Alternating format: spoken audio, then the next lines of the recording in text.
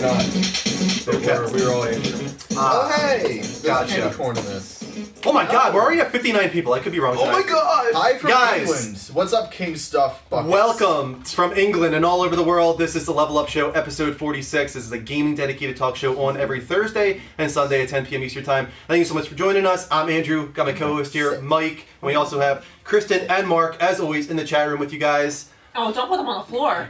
Put them somewhere. I was gonna need. But Mark is in the chat room as Marked Words. Sit. And Kristen says, be nice. So talk with them. They're moderators, personalities, whatever you want to call them. But they'll talk with you. They'll also try and feed us questions if you guys have them. We'll do our best to acknowledge everybody in the chat room tonight. Feed them questions. Feed us questions or cupcakes. As I'm eating. I needed something healthy after all the junk I ate recently. Yeah, a lot of candy.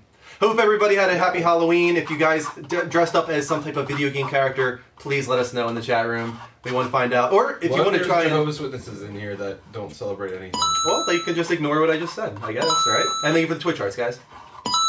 Jehovah's Witnesses would not be in here because they don't like fun. That was just fun. 4 Twitch hearts in a row. Completely true. That's totally true. Okay, 4 Twitch hearts in a row from, or actually let's acknowledge all of them. Six Eyed Raiders, Grow420Z, Ray Tazik, Cool Casual Gamer, Alex Man Person Guy, Foster Jacob, and Ginzy83. Thank you so much for the Twitch hearts. Anybody who wants to follow us, it's very easy now. Live from PlayStation made it simple by pressing square and then hitting that little heart button within the application. You can heart us, and that'll get you notifications whenever the Level Up Show goes live. Or you can easily go to twitch.tv/the Level Up Show and heart us there. Rise of the 2.0.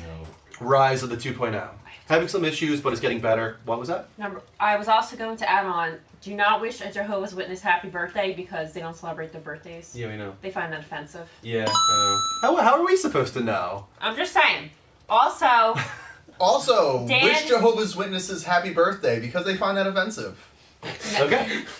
Dan Henry is in the room. Henry Dan. Henry Dan. Blending with Henry. Guess what? Welcome. Andrew and I had a conversation about you in the car recently. Was it last weekend or this weekend? Did you It was I recent. hope it was a really positive conversation. It was. And we were just saying That how Henry, awesome he's you so are. good. And how he's the nicest And how you're guy like ever. the nicest guy ever. Yeah, really. Always calls in with just the most heartwarming compliments in the world. Guys, we're blowing up with Twitch hearts. Oh my god, I can't even say the Twitch word. hearts. Let's just say Twitch follows from now on. It's easier to say. Guys, just keep them coming. We could hit 1,500 tonight or 1,400 tonight. 1,500 already. We're already at 1,400. So guys, get us to 1,500 maybe, and we will throw a party of some kind, I guess, or something. You need to throw that out? I just don't want Bogey to eat it. Let's get into gaming talk. Anybody playing anything? No. No? Not at all? I mean, I played Destiny a little more. Okay. I played the raid. How'd that go? That was my first venture actually getting into it and finishing it. I played with Tempest and Derek and Racer. I don't know who else. I can't remember. I just gotta say, Orange's OP just said, "Oh, this is the awkward segment. I love this." My the favorite. awkward segment. This is the awkward segment when we start the show. It's always Oh my awkward. god! We don't know what to say. Huss has a thing that says kapow. Oh my god! Yeah, I think he's had that for a little while. Oh. Yeah, but go ahead. Did you actually finish the raid? Yeah, we finished it. Yeah, it's okay. actually not that bad. How long did it take? As long as you, I don't know. Correct me if I'm wrong, guys. I think total probably 3.5, 4 hours. So really not that bad. Okay. When you break it down. Not that bad, I guess. Yeah. No, when you consider, 3.5, 4 hours for your first completion of a raid is not that bad. No, not at all. I mean, I don't know how Destiny plays in that respect. There's 4 major parts. Again, I don't know how the speed, and it really depends. Obviously, as you go through a raid, you're going to get quicker at Considering that understanding the everything. original time, I think, took like 9 to 10 hours for the first group of people to do it. You know, me getting through it the first time, 4 hours, not bad. Not bad. Not great at Destiny. I mean, I'm okay at Destiny. Yeah. Other than that, I want to play Costume Quest. There's a lot of people playing that. I saw Dave was playing it. I really want to try that. A couple other people.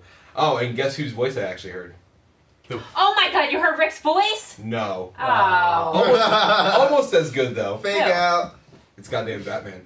You heard his voice? Yeah, we never heard him either. What did he sound like? It was funny because he was streaming Costume Quest, and I was like, "Hi, I've heard your voice." It's like something like that, and he's like, "No, this isn't my voice. this is Wade Tech disguising my voice. Like, he Oh was my like God. stumbling on it, and then I was like, nope, Bruce is broken. Yeah. So we were talking about that. So, but now I'm not gonna tell you what he sounds like because that's for me to know. It's kind of hard to tell somebody how somebody sounds. That's not easy to do. I can describe it. He sounds like Obama. Okay, there you go. He sounds like Obama. Can I also show one more thing that's really funny? Yeah, sure. Everyone, my pants go What are up you about to do? really high. Oh, okay. Look how high up my What? pants go. Did you get really What nervous just for a happened? second there? Look how high my We pants just go. went immediately to 150 so viewers. nervous. I just got really nervous with that one. Yeah, that was a little scary. No, look how high She's up my pants she's go. like, Okay. look at this. Guys, look how low my pants. I think Orange has totally nailed it. This is the awkward segment for sure. Oh my god, yeah, it is. All right, what I played is more Braid. It's a I saw fat that. sucker. How did you like it? I'm getting close to the end. I've got maybe 4 more puzzle pieces overall to find. I've completed 3 of the worlds, and I've got 2 puzzle pieces each in 4 and 5, and then I can climb the ladder. How are to you liking the something. traversal and all the time effects? I like that each world has like its own thing. Mhm. Like, you know, whether it be like the ghosting thing where you have like a ghost that, you know, is lagging behind you, which is Right. very reminiscent of Crack in Time, Mhm. where you can kind of create like a double. Well, you gotta remember this came first. Yeah, sure. Yeah, probably. Yeah, it did. It came first by about 2.5 years. Okay, maybe. But that's really cool. I really like that one. It's frustrating. The game is very frustrating, but it's also very difficult. good. Yeah. But it's very good. Yeah, I'm really enjoying it, but every now and then I'm just like, oh man. I like this the nods is, to this like is other frustrating. games and stuff like that. Like the Mario one is big. Yeah, they obviously they have every level ends with the flag, and our princess is in another castle, which is always great. But what was I gonna say? Damn it, I forget. I'm wondering how it's gonna end because obviously when you get to the top of the ladder, there's like a bedroom looking thing up there, like an attic bedroom. The ending's pretty good. Yeah, I'm really curious how it's gonna end, but I'm also very much enjoying it. Thank you to we had a few Dynite for Life, Alex, Man Person Guy again, A Miller, and Ginzy again. Getting some multiple Twitch hearts, guys. Don't worry, all you gotta do is follow us once, guys. We will shout you out. Don't worry, we won't miss it. If you guys are worried about that. Mark, play anything? Do anything? Someone just said prayers for these kids' lives. I just started watching The Blacklist. I'm up to episode 4 now, and Okay. it's pretty good. Yeah. Okay. I'm really Worth a liking it watch. so far. I don't know what to believe. In comparison with Yeah. the whole Nick thing. Yeah, that's what I'm talking about. I don't know what to believe. What's going on? David Spader before he became Ultron. It's David Spader. I love it. Yeah. It's just David Spader. He gets that like really I know more than you do, and I'm not gonna share it. Like angry kind of low key vibe going on. I like it. It's cool. Thank you, King Stuff Buckets and Insomnia for the Twitch arts. And we had a question already. It didn't take long. What is this?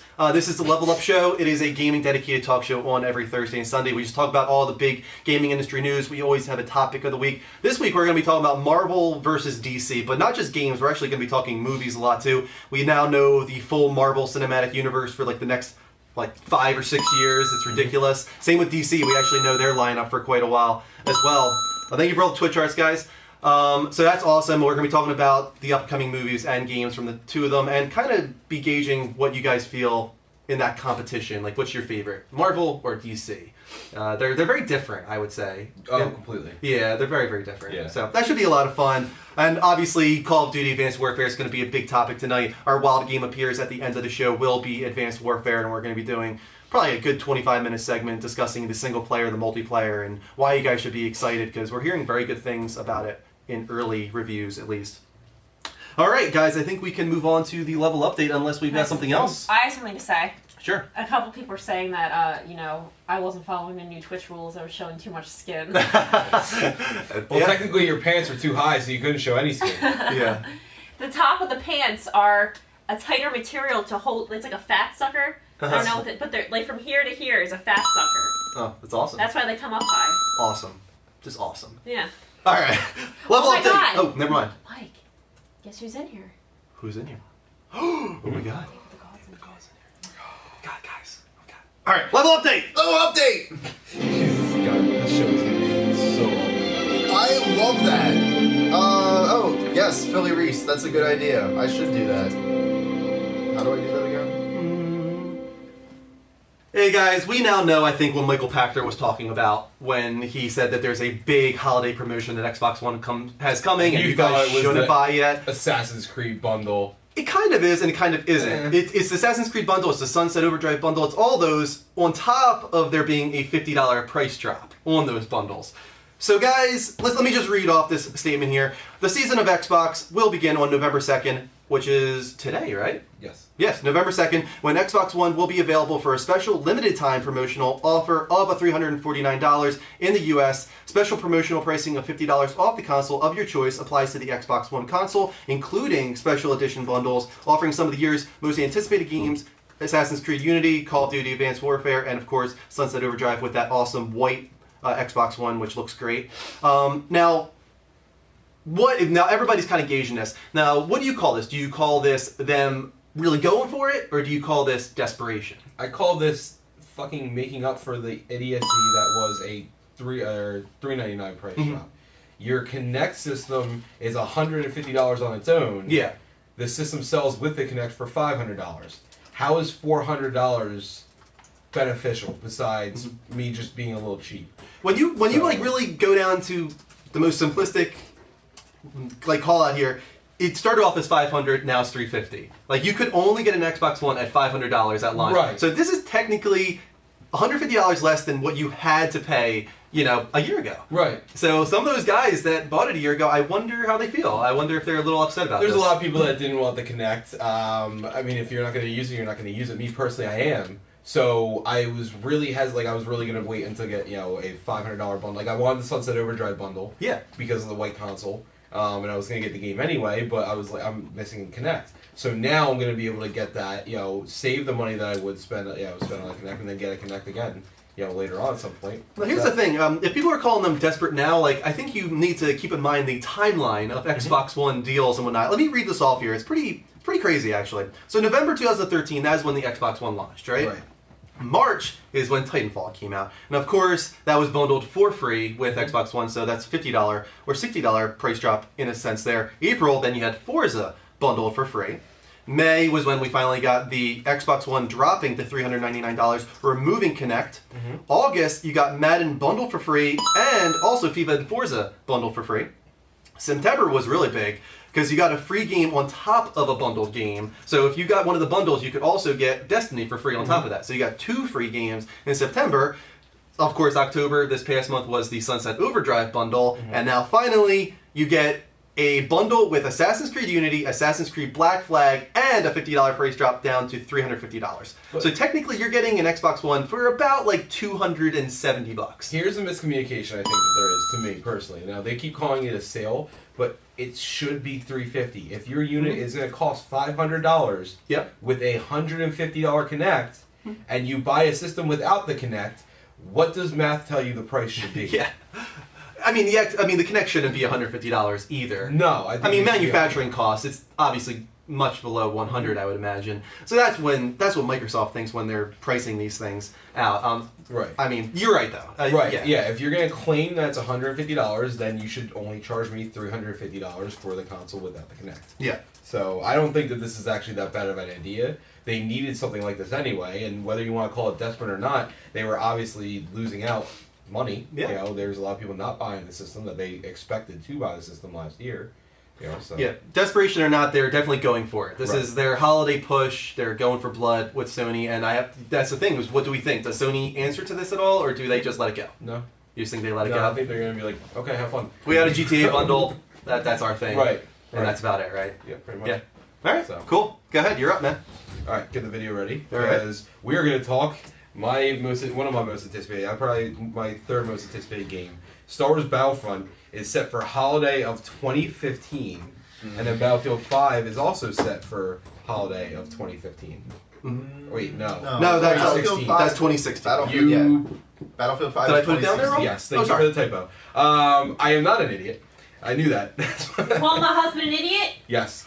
She will fight you and she will win because you shouldn't hit The dates were announced during the investor relations call this past week. EA has reasoning for the schedule. CEO Andrew Wilson said, "This allows us to have a major first-person shooter title each year.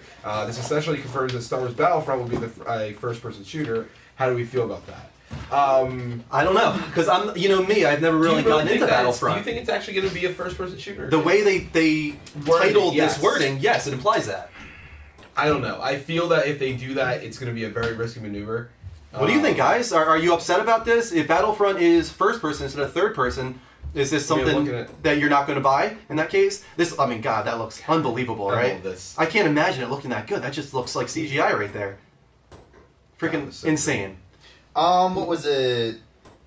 Barry McCockiner 3 said Battlefront won't make 2015. He doesn't think so? I don't think so either. I wouldn't be Right surprised. on, Barry. No, I mean, with how many games were delayed this year, why would people expect late next year games to actually Especially come out on when time? their game that was supposed to launch this holiday, Battlefield Hardline, is pushed back to what, March, I think it was? Yeah, exactly.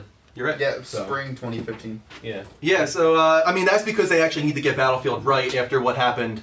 Wow, that is just... Well, I don't even know what to call they're that. still trying to get it right. Bat Giraffe lives! Yeah, but I mean, they can't release 2 broken Battlefields in a row. If they do that, just yeah. say goodnight to that series. So they needed to make sure that this one is right. And they had their alpha or their beta, and I think they're really trying to make sure they get this one right. We had a viewer Friday night, actually, that was playing Hardline Beta, and he said they made some significant changes from the original, and it still needs some tweaking, though. So it's not yet a finished product. I still have no faith in it. It could be something. On the subject of Battlefront, we got a few comments here. Barry says Battlefront won't make 2015. And then we had GFN saying he sunk so much time into Battlefront 2.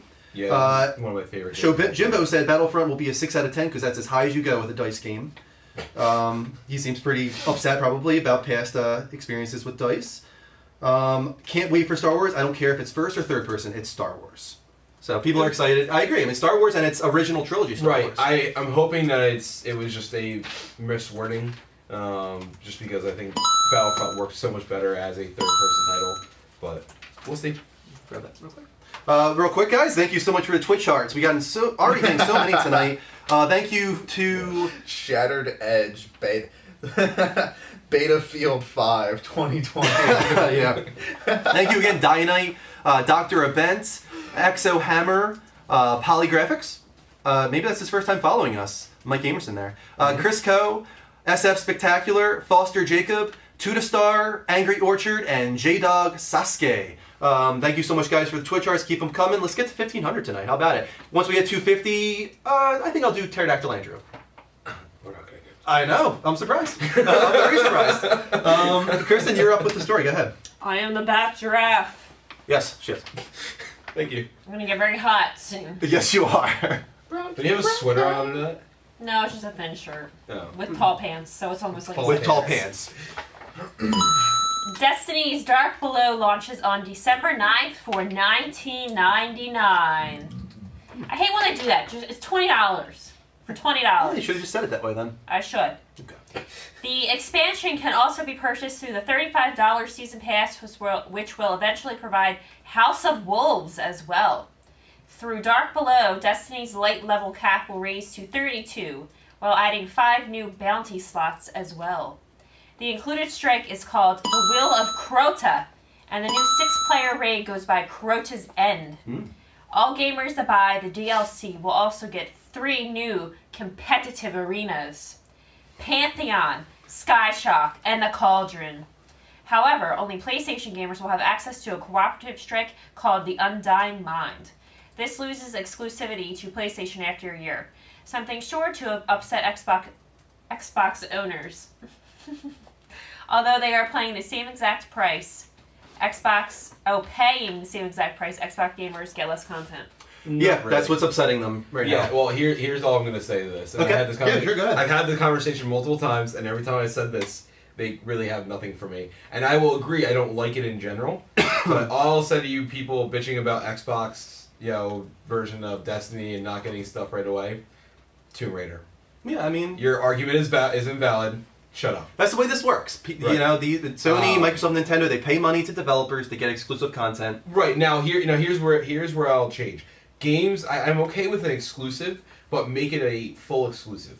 All right, but don't like this whole thing where you can get a game, but you can't get as much of a game as I do, but you're gonna pay the same price, for X amount of time. Like, I think that's a lot of BS, and I do agree with that. Do you think they should be paying $15 for their DLC as opposed to us who are paying $20? Well, I mean, yeah, because at the end of the day, Bungie's going to say, well, they're still getting the content, but fresh. I mean, yes, it's going to be fresh then, but it's going to be something that other people have already done multiple times over. And I'm hoping that you're going to have more content than just 2 DLCs. That's the other thing that this brings into question is when the year exclusivity is up, does Bungie put it up on Xbox Live for $5, or does it suddenly just become free to everybody? I think it's free for everybody.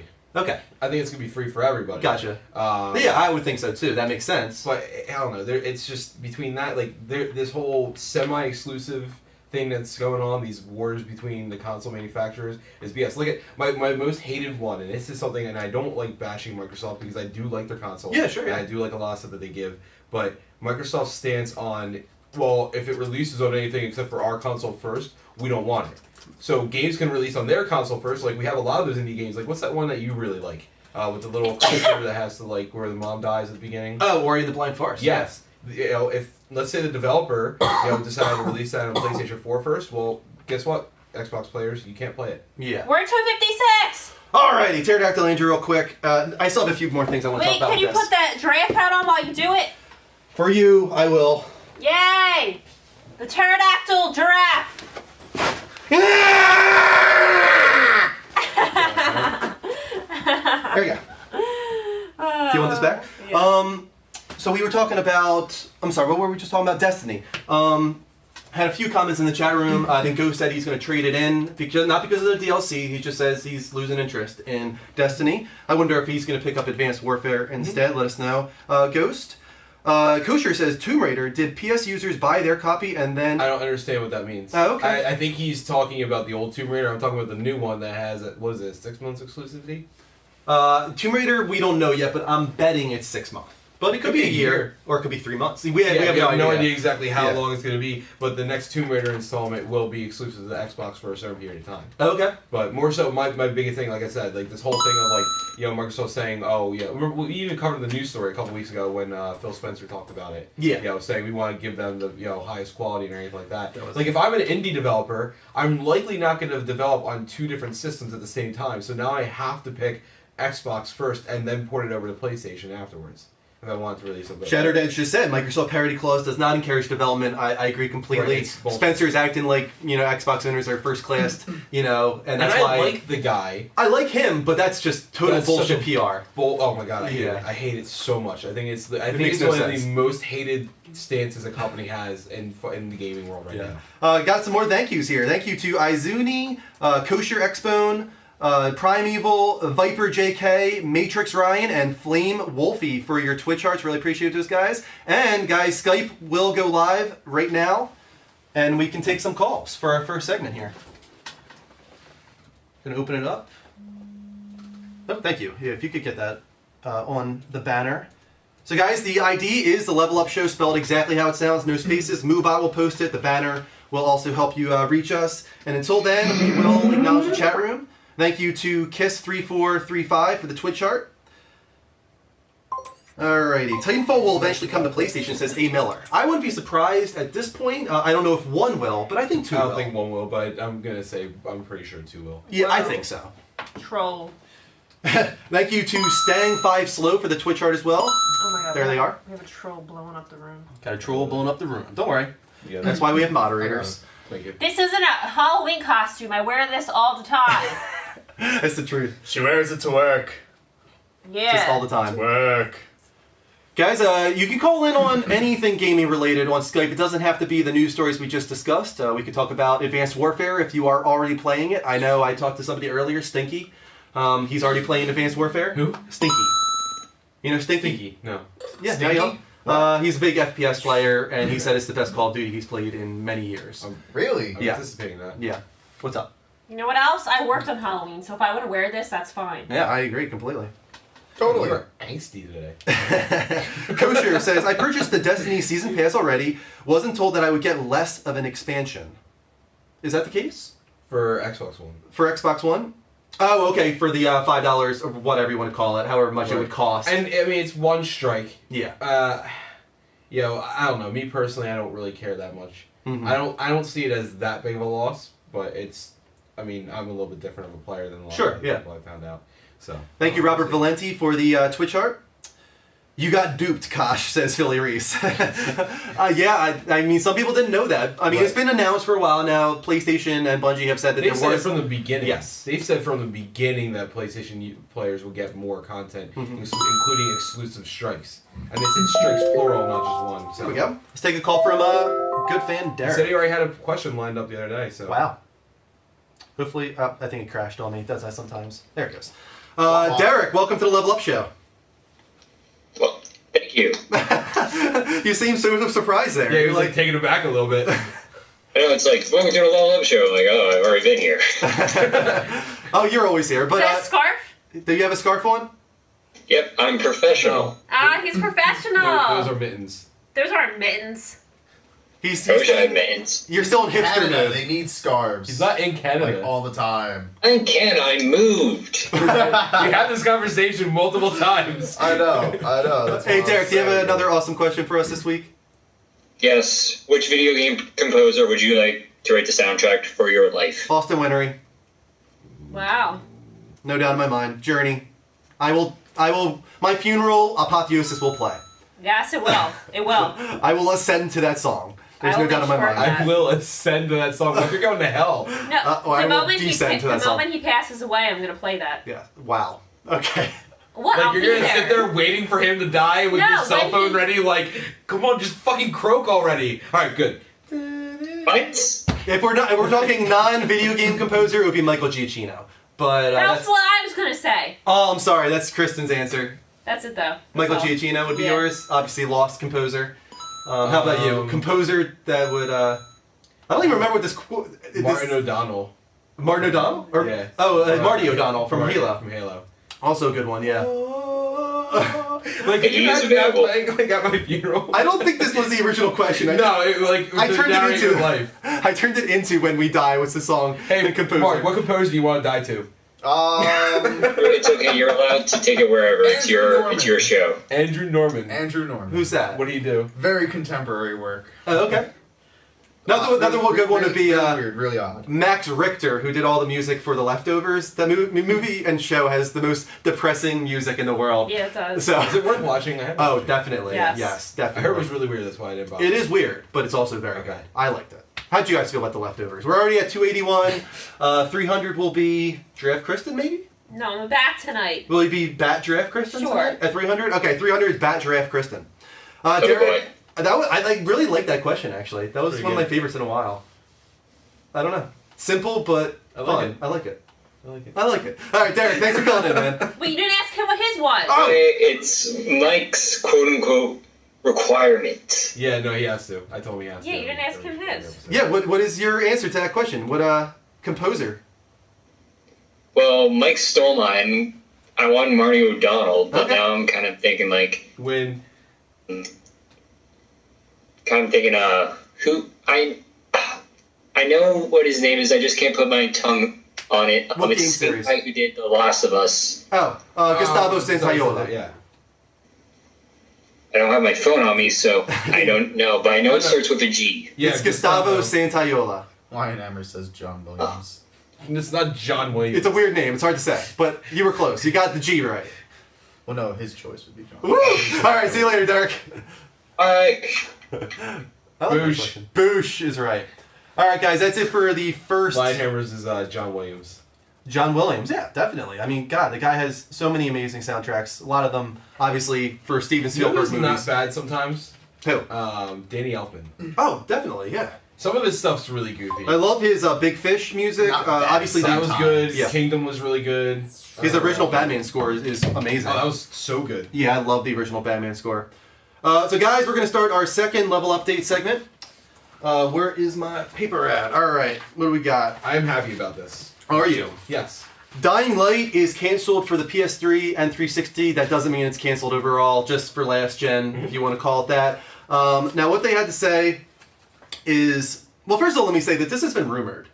I've heard this said multiple times in the past that it was going to be canceled, all these kind of things, because they wanted to push next gen. It seems like now finally it's confirmed.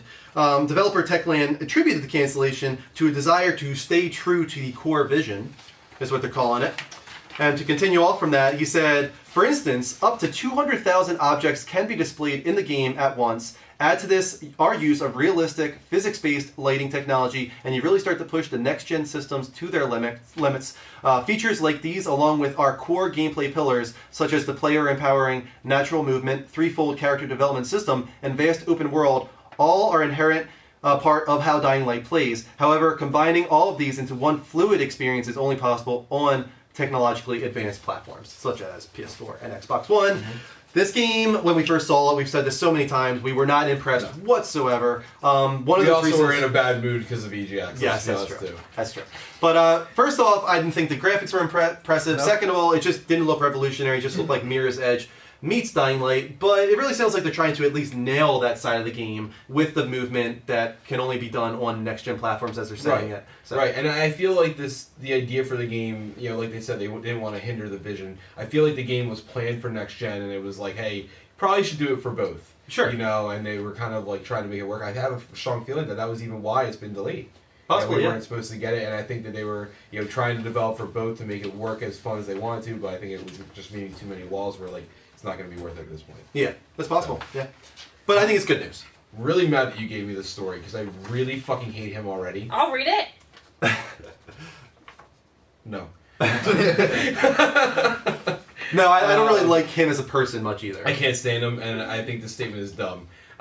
James Cameron, always known for his intelligence. If you want to call it that. He bashed the Oculus Rift, Morpheus, and any VR technology in general. He says there seems to be a lot of excitement around something that, to me, is a yawn, frankly. The question that always occurred to me is, when is it going to be mature? When is it going to be accepted by the public at large? When are people going to start authoring in VR, and what will that be? What will the level of interactivity with the user be other than I can stand and look around? If you want to move through a virtual reality, it's called a video game. It's been around forever. Fuckwad, you put out so many 3D movies. You are the biggest hypocritical douche. I can't stand this guy. He is such an idiot.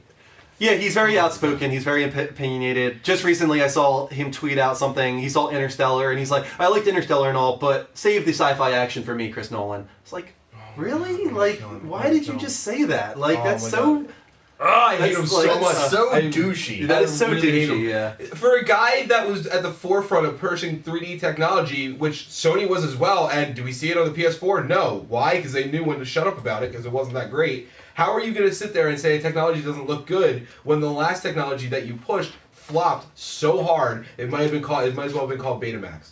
Like, it doesn't, oh my god, it doesn't make any sense to me. Yeah. It's such idiocy. I fucking hate He's him. just an opinionated person. He's just an idiot. And he's known, I mean, he's been known as an asshole. That's why he's had, I think, multiple divorces, and Right. he's not a very pleasant He guy. actually has been banned from multiple shows for interviews. Yeah, not surprised. So, yeah, they're like, we're not having it. And I remember when he had that mess up at one of the gaming conferences, everyone just thought it was so funny because it's James Cameron. Right. You remember No. when he was up on stage and he was showing off some type of TV technology for Transformers, and then the teleprompter messed up on him? And this is like 3 or 4 years ago, wasn't it? not that far, maybe a year to two, but he just quit. He's like, I'm sorry guys, I can't do this, and he walked off stage because he couldn't read the teleprompter and couldn't improv on just on the fly, so he just kind of gave up and said, I'm sorry, I can't do this, and walked off stage. This was this Xbox one? I'm not sure what it was. Maybe somebody in the chat room can I can't remember. remember what it was. Exactly. But let's move on to the third story. Here you go, Kristen. Say one more time who you were talking about. James douchebag Cameron. Yes. Exactly. That's his middle name. Not Michael Bay. He's also a twat, but not for Oh, that was who it was, wasn't it? It was Michael Bay. and that was for Samsung. Thank you. It was Michael Bay. And it was for Samsung too. Yeah. Thank you, guys. CES. I was trying to remember who that Welcome, was. Josh, the Dreamer. Yeah, Josh. He's a recurring viewer of the show. Ah. Welcome back, Josh. All right. November PlayStation Plus offerings revealed. Although we revealed one of the PS4 PlayStation Plus games last week, now we know the full lineup. Along with the Binding of Isaac Rebirth, PS4 owners will also get StreamWorld Dig. For PS4, PS Plus will offer Frozen, Synapse Prime, did I say that right? Yeah, I think so. And Luftrausers for free. And finally, the Vita will be receiving Hungry Horde and Escape Plan. These are weird names. However, every single game this month is playable on the Vita due to cross-buy functionality. You can't beat that. No, you can't. No, that is really cool. I'm happy for the Vita owners like myself who get to play all 6 games. That's pretty awesome. PlayStation Plus, 1 month, 6 games if you're a Vita owner because cross-buy. And Sony's been doing that for a while now. What one of those games is not? What? Drive Club. No, it's not. But we'll talk. I think is that in this? Yes, it is. We'll be talking about PS Plus Drive Club Edition and why it's been postponed and when you guys can look forward to it in just a second. But right now, let's take some Skype calls. Why don't you thank the people that Twitch followed us because we had a few of them. We're getting a lot of Twitch follows tonight. Skype is live though, guys, and you're welcome to call in. I'll put the banner up on. Are you sure you're thinking of James Cameron? No, it was Michael Bay. It was Michael Bay at CES last year for Samsung. Yeah, somebody already corrected. It was very awesome for me personally. Okay. I enjoyed it very much. Thank you to. Oh my God, there's so many. That's what I said. Renacito Lindo, Ed the Hammer, J-Dog, Generated Gamer, Stab Up Shooter, Area Rebel, I think is what it says, Stuart Connor, It's Shamu, The Awesome 12, Logic 129, Vod Karis, Rock Main 21, Frickin' Jerkoff, Mr. Dupre, and Robert Valenti. Thank you guys for your Twitch arts. Keep them coming. I'm sure we're probably close to 1,500 already with how many we're getting. So thank you so much, guys. Yeah, anybody who does follow us on Twitch will, of course, get notifications when the show goes live. If you don't know how to do it, just press square within Live from PlayStation and then click on the heart button. Or you can go to twitch.tv/TheLevelUpShow and you can heart us there. You can also follow us on Twitter, like us on Facebook, and you can subscribe on YouTube where we're very active. We archive all of our episodes, including game streams, doesn't matter. Dean just did a Sunset Overdrive stream for us yesterday, and that is on our YouTube now as well. And you can actually watch them on your PS4 now, too. Yeah, archives are on PS4, yeah. See if this connects with Andrew. Hopefully. Hey, Andrew, welcome to the Level Up Show. Never mind. Not yet. I'll try calling him back. Maybe we had a little mess up there. So many Twitch hearts. Oh, my God. Thank you, guys. Keep them coming. We will acknowledge all Twitch hearts. There's so many there. Andrew DePina, let's see if we can get a hold of him. I don't think so. I don't think we have a good connection. No, I don't think so. All right, sorry, Andrew. Doesn't seem like we're getting a good Skype connection with you. But anybody else who wants to call in, please do. It's the Level Up Show on Skype, exactly how, as you can see it on the banner. In the meantime, we'll check out the chat room. Let's see what we got here. Nothing that I'm seeing interesting at the moment. Nothing of interest. People talk about something interesting. I'm talking about something interesting. What are you talking about in the chat room? Toast? What if Greg was to be arrested? What he'd be arrested for? I think it would probably be for drinking underage, but that's the most likely, yes. Yeah. Although he does have a very convincing fake ID. Does he really? Yeah, it's his brother. Yeah. Oh, okay. He duplicated his brother's ID. I shouldn't be saying this. I mean, or was it his brother? But it's very convincing because his brother does look NSA. Hey, Chris. Yeah, Chris. Who? Hey, what's going on, Chris? What? Hey, Chris, can you hear me? Hello? Hey, Chris, welcome to the Level Up Show, man. How you guys doing? Doing great. What's going on, man? Not much. I just wanted to chime in on what you were talking about last section about the Xbox exclusivity stuff. Yeah, sure. Mike pointed out Tomb Raider, but they do the same thing with another Activision game in Call of Duty. Well, they have the map packs. They have the map packs. The content is released. I think it's like a month early, and they've been doing it for a while, so it's nothing new. But in general, I mean, I just don't like it in general. But you're right. Yeah, they've been doing that for years. I think even EA tried to do that to combat with Activision. Yeah. They did it with Battlefield with PlayStation 3 for Battlefield 3. Battlefield 3's map packs would come. I think it was either 2 weeks or a month prior to Xbox 360 owners. No, I don't have a problem with that kind of stuff. I mean, it makes sense. Map packs, these little things that just try and get your audience on board before the PlayStation audience. What I have a problem with is Tomb Raider, and we've discussed this because the whole thing about Tomb Raider is it wasn't providing Crystal Dynamics with extra cash flow to improve the game or anything like that. It was simply, here's some cash not to put it on PlayStation. Right. That's as simple as that. They're a third party that would never do exclusive unless paid otherwise, and Microsoft, they didn't have anything to offer besides here's some cash to to not put it on this platform. Right. That bothers me. I don't really like that. That rubs me the wrong way. So, No, but there's a lot of people, like, he's right, like the whole Call of Duty thing, like that rubs a lot of people the wrong way too. Like with map packs, that's kind of the way that you continue playing the game. That was one of the reasons why I was really hesitant on getting the new Call of Duty. Sure, yeah. And I stopped getting one of the main reasons I stopped getting them in the first place. I don't feel like, personally it's okay that you can play something, I'm paying the same amount of money as you are, but you can play it well before me. The only benefit with that versus Tomb Raider or something like that is that it's only a month, or a couple weeks or whatever that you're waiting. It's not like you're waiting 6 months, a year, or however long that you have to wait for this stuff to come out. How else though do Microsoft and Sony get like people to jump onto their platform over something else when it comes to third parties? Design a good console. Yeah, I mean, that's like, no, you're right there. I agree. And then that's something PlayStation obviously did, and that's the reason some people are getting multi-platform games on Sony for the 1080p and hopefully the 60 frames per second if there's no parity thing going on there. Right. But I do think that when it comes to third parties, this is one of the few things that Sony and Microsoft can do without completely buying out a game. It gives them a month of exclusivity on content, and that helps them to drive sales on that platform. Does it bother you, Chris? Is it something that you wish would go away? Yeah, I mean, it bugs me. And then also the parody thing. I mean, the Assassin's Creed. Like, I'm probably going to get it on Xbox because that's the bundle I'm going to buy because that's the best deal you can find. No. Did you play Black Flag or? I did, and I enjoyed it. So I'll play it again. It's not a big deal to me. Yeah. See, like, to me, I can't, like, certain games like that, I can't play more than once. So if there's, like, a whole, like, even Infamous was hard for me to play again because I had to play it on the evil mode. Yeah. But I'm personally, actually, I'm like you. I'm gonna wait for this bundle to come out. I'm gonna get the Sunset Overdrive one though, just because Unity is something I feel like I can wait for later on. Whereas Overdrive, it has the white console. Both of them I could really wait for, but Overdrive has the white console and everything like that. So I'm probably gonna go with that. There isn't an Overdrive Connect bundle, is there? No, but because now the legitimate price dropped to $350, I feel that it's perfectly fine for me to get the console at $350 instead of paying $150 later on. I was trying to do it. Sorry.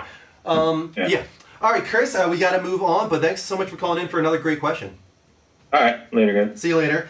We got so many Twitch charts. I'll acknowledge them in a second, but we're going to take a short commercial break, guys. So we'll be right back in like 60 seconds. Hi, Crazy Legs! And Crazy Legs, welcome. Yeah. Good. Welcome, Crazy Legs. There you go. Says it's running. All right, The secret word is Twitch. Oh, come on. Now we need something better than that. Something that people won't say. Bogey. What's the secret word? No, people would bring up that Dingus. all Let's go with Dingus. What's the secret word? Dingus. Dingus. And here's what the secret word is, guys. We got a few more seconds here. The secret word is for only the people that aren't seeing a commercial right now. Because not everybody sees a commercial. So if you know the secret word, it's just fun. use it in the chat room, but don't let anybody else know that it's special. So, Dingus is the secret word, guys. I don't get it still. It's just for fun. How do you not get fun? Okay, it's like an inside joke. Yes. Yes. For those people that don't have to watch the commercials. AKA anybody on PS4. So when they come back, they'll see me as a macaroni head. Yes. Yes, they will. And they probably are back They're already. already seeing you. They saw you the whole time. They can see this whole combo. Yeah, some people can. We were originally it started because someone was like we were talking about nonsense the first time we ran a commercial and someone was like we can still hear you. So we were like Getting another quick call. Let's take this before moving on to our next level update segment. Mac So and cheese good. head. Oh, and also James called in too, but... Hey, Richard, welcome to the Level Up Show. Hey, buddy, what's up? I actually spoke with you guys a couple weeks ago regarding our website where we would integrate all consoles and everything. Yeah, But definitely. I have a question for you guys regarding Call of Duty. Now, I know it's launching tonight, and do you guys think that the zombie mode is going to be included in the game at launch, or is it part of the DLC, and do you think that $50 is worth it for a DLC pack? So that was a lot of questions. I'm going to try to remember all of them and answer them in order. The zombie mode, from what I was told by people who have had an advanced copy, is something that you unlock after you beat the game or prestige mode, I believe. Get rid of the banner, by the way. So that I think is something that's already on the game. I don't think it's a DLC thing. I think there is extra stuff that's going to be in the DLC, just like with Black Ops 2 and everything like. Have like extra add-ons, because that's really the only thing I wanted to confirm, if it was actually going to be part of the game or it was only included with the DLC. I was watching a stream earlier, and the guy that was playing, I was actually talking with him, and I asked him, I was like, when is Zombies unlocked? And he said, I believe we unlocked it when we beat the game or when I prestige. I can't remember which one. So it's on the disc. You can play it, so you're good to go. Wow, awesome. All right, well, thanks for answering my question. You guys, I really respect your show and everything. You have an awesome thing going, and much love, and everything that you guys are doing. But Richard, real quick, your website, has it gone live?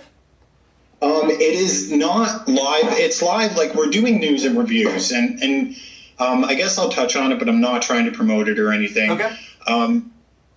Everybody offers news and reviews, and that's fine and dandy. And most people can go in and they can create a profile and they can, comment on an article.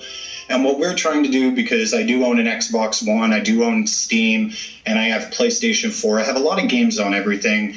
And I want to be able to go to one central location where I can see all of my friends and all of my games and all my trophies and kind of, social network for gaming. And we have managed to get the Xbox API working and the Steam API working, where we can now message from the website to our console or our Steam account. That's awesome. We got achievements to load for Steam and games and trophies to load for our Xbox. So we are getting there. None of that actually exists on the website right now, but we're making really, really good advancement with the APIs that we currently have. We've got a lot of feedback on it, and within the last 2.5 weeks alone, we have over 1,000 members on the website. Wow, that's excellent, Richard, and I think it's a great idea for a website, and I hope it does really well for you. When it's up live and running, when you feel like you're ready to... Live launch is going to be February 2015. We're trying to push for a middle of February. So right now we're just doing news and reviews, but eventually we might end up cutting that directly out and just doing the whole social network aspect of it. Sure, yeah. And then have other people do news and reviews and bring them over to your guys' website or something like that if they really want to see content. So that's great. I love it. Thanks so much again for calling in, Rich. You're welcome, guys. You have a good night, man. See ya. Thanks, Rich. Someone was saying about Call of Duty, they didn't have, they were saying, I'm confused, I don't think they have dedicated servers. Call of Duty hasn't had dedicated servers ever. On Xbox One, they've never had dedicated? No, they were shared, Oh, really? Okay. Yeah. I'm surprised, actually. I thought Call of Duty would be one. Andrew, we're going to not take any more calls for right now, but just wait for our next caller segment to call in, and we'll, of course, take it. We're going to move on to segment 3 real quick. As I was saying earlier, we wanted to talk about Drive Club. And James, too. Sorry, James, I really want to take your call, but not just yet. Just give us another 10 minutes. We'll go to the next commercial break, and then we'll take your call, bud. Go ahead. Is that Crazy Lives? That is Crazy Lives. Yeah. We'll take that in a little bit. So a letter from Shuhei Yoshida on the Drive Club PS Plus indefinite delay. I want to kind of just read this off for you guys because it's important. I wanted to provide you with the latest update on Drive Club. Unfortunately, the road to launch has been a little rocky, and we are truly sorry that so many have not been able to enjoy everything that we had hoped Drive Club would deliver. We have been listening to your feedback and realized that patience is understandably running out. Evo is working around the clock to close the gap, and we have deployed additional engineering resources to help resolve the remaining issues as soon as possible. Unfortunately, the timeframes required to roll out the fully connected experience will be longer than anticipated, and we do not have an exact time frame for when they will be resolved. We are also very conscious that we have disappointed so many of you who are looking forward to playing the promised PlayStation Plus edition. Our first priority is to provide you with the best possible experience while playing Drive Club. With the high volume of new players and additional server load the PlayStation Plus edition is anticipated to bring, we are currently not confident that we can guarantee the best online experience until we can ensure that everybody can enjoy the full social connected online experience. We will be postponing the release of the PlayStation Plus edition until further notice. So that's it, guys. Right now we have no idea when Drive Club is coming, but it's clearly not anytime soon. So hopefully when it does come, doesn't matter if it's February or June of next year, hopefully it is the PlayStation Plus. It's probably mid-late next year. So hopefully it's the PlayStation Plus game of that month when it does release again. Hopefully they just stay true to that. The retail version is obviously still available, and they're gradually getting these servers better, but it's not there yet. All right. You keep giving me the ones that I'm so mad at. Like all the news that I was mad at this week, you keep giving to me. I'm sorry. Go ahead. November games with gold for Xbox has been revealed. The first one that's available is something that's different. This is good. Volgar the Viking is available from the 1st to the 30th of November on Xbox One. It's a $10 indie title. You'll see it right here. I mean, it looks like an indie title, a classic. It has a very like Metroid like color scheme to it, I guess. Yeah, kind of. I can see that a little bit. So I like that. Reminds me of Golden Axe. Yeah. It does remind me of Golden Axe, but just fun. Just what I like Golden Axe. Dude, Golden Axe was oh my god, it was the worst. Ah. It made me hate my Genesis so bad. Alright, but here's the other two that pissed me off. Viva Pinata, Trouble in Paradise, and Red Faction Guerrilla. Now, I'll be honest with you. I actually like Viva Pinata. It's a niche. Yeah. It's a weird niche hit. You know, it's very goofy. You know, if anybody likes, I don't want to say farm goal. I'm trying to think like it's a. What would you call that type of game? I don't know. I really don't know what I would call Viva Pinata. I have no idea. It's really weird. Its own thing. It really is. It is. But it's a fun game. If you're into games like that, it's fun. Red Faction Guerrilla was a mediocre game. I was very into Red Faction. I got Red Faction Guerrilla. I played it for about 6 hours or so, and I was just not feeling it. It was just not very good at all. My biggest problem with this, you are getting two games that are as old as 2008 and 2009 for your Xbox Games with Gold. And that's Xbox 360, a catalog that is enormous. Right. And let's not forget, for Xbox One, you're only geting one game, and it's a $10 game, Volgar the Viking. I think that's a little lackluster. Somebody's getting a shaft, and somebody needs to teach Phil Spencer about his whole, we want to give our players the utmost, whatever you call it. The first-class citizen approach. Yeah. The first-class approach, or whatever you call it. Yeah, you're right. Yeah, first-class approach means giving your gamers shit that's in the bargain bin. I don't even think Kmart has these games anymore. Yeah, like I really don't think that they're even sold there anymore, so... Sorry to interrupt you, Kristen, but your story is up. No! You want me to complete that for you? No. Yes. I can do it. Go ahead. Don't put it on. All right. My phone's not working. That's why I had to use yours. Okay. Okay, so where am I? You're the green. Deep Down is PS4 exclusive because Sony approached Capcom. Yep. Can you see how many... Since Deep Down was first revealed at the PlayStation event in February 2013, gamers have wondered why the game would be exclusive to the PS4. According to Capcom producer Yoshinoro Ono, the answer is quite simple. At the time, there was only a PS4 dev kit on this desk. He then clarified that Sony was the first to come to them with support and desire for Deep Down before any other platform holder. What we don't know is if this means Capcom simply had a head start on PS4 development, or that Sony is actually footing the bill for some of the development. Deep Down comes to PS4 next year and will be a free-to-play title in the veins of Demon's Souls. For you. Yeah. Alrighty, there you go. And I just finished that up for you, so just choose whoever you want to put that on. Myself. So Deep Down actually looks pretty cool.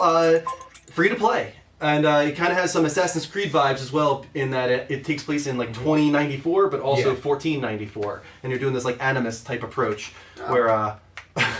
where you're jumping back and forth. And I'm wondering, I'm not sure how the free-to-play approach is going to work, but monsters and stuff look awesome. I really hope it's not going to be like, buy weapons, because then that's going to blow. Because then it's going to blow. Well, that's going to be pay to win. Yeah, essentially. You're right. Pay to win stuff. Okay. Will you put up the Skype ID one more time on the banner? And James, if you want to call in, Andrew, if you want to call in. I'm sorry to cut you guys off earlier, but we usually take our calls during our caller segments. So Skype is live at the Level Up Show, spelled exactly how it sounds. It's on the banner. And let's, can I have that? Yeah. I need my phone, You need it? Yes. You need it? I can't have my phone away from me.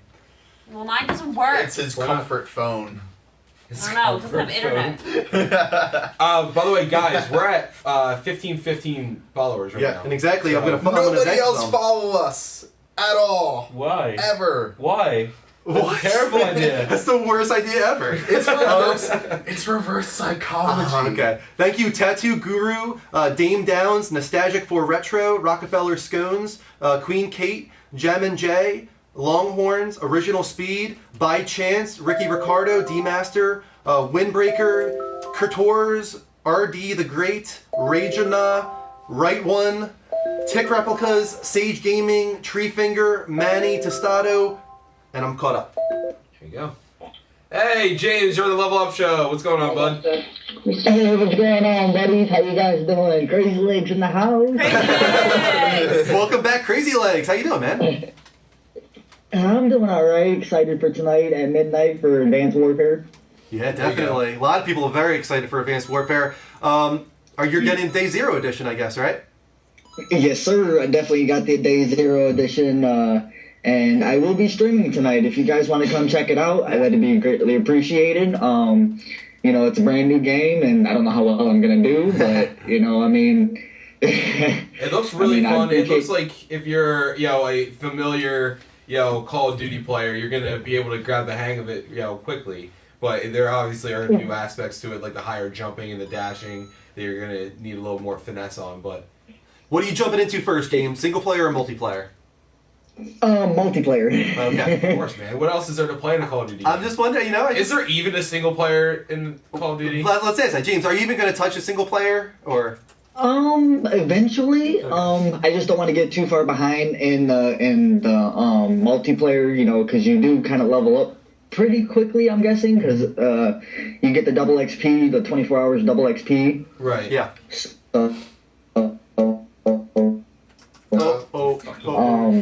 So I'm gonna try to utilize that as much as possible. Very cool. And I guess they confirmed that there will be a zombies mode apparently. Oh, 100%. Yeah. Yes, definitely. Yeah, you have to complete. I believe it's you have to complete the campaign, or I think you have to prestige in order to unlock it. So. I mean, I don't know how they're gonna word it or how they're gonna do it. But I'm looking forward to the game, and I can't wait to play it. I've been sitting there looking at the timer ticking down on my PlayStation, and it's driving me crazy. That's funny. You're gonna be picking it up right around the time that we're gonna actually start.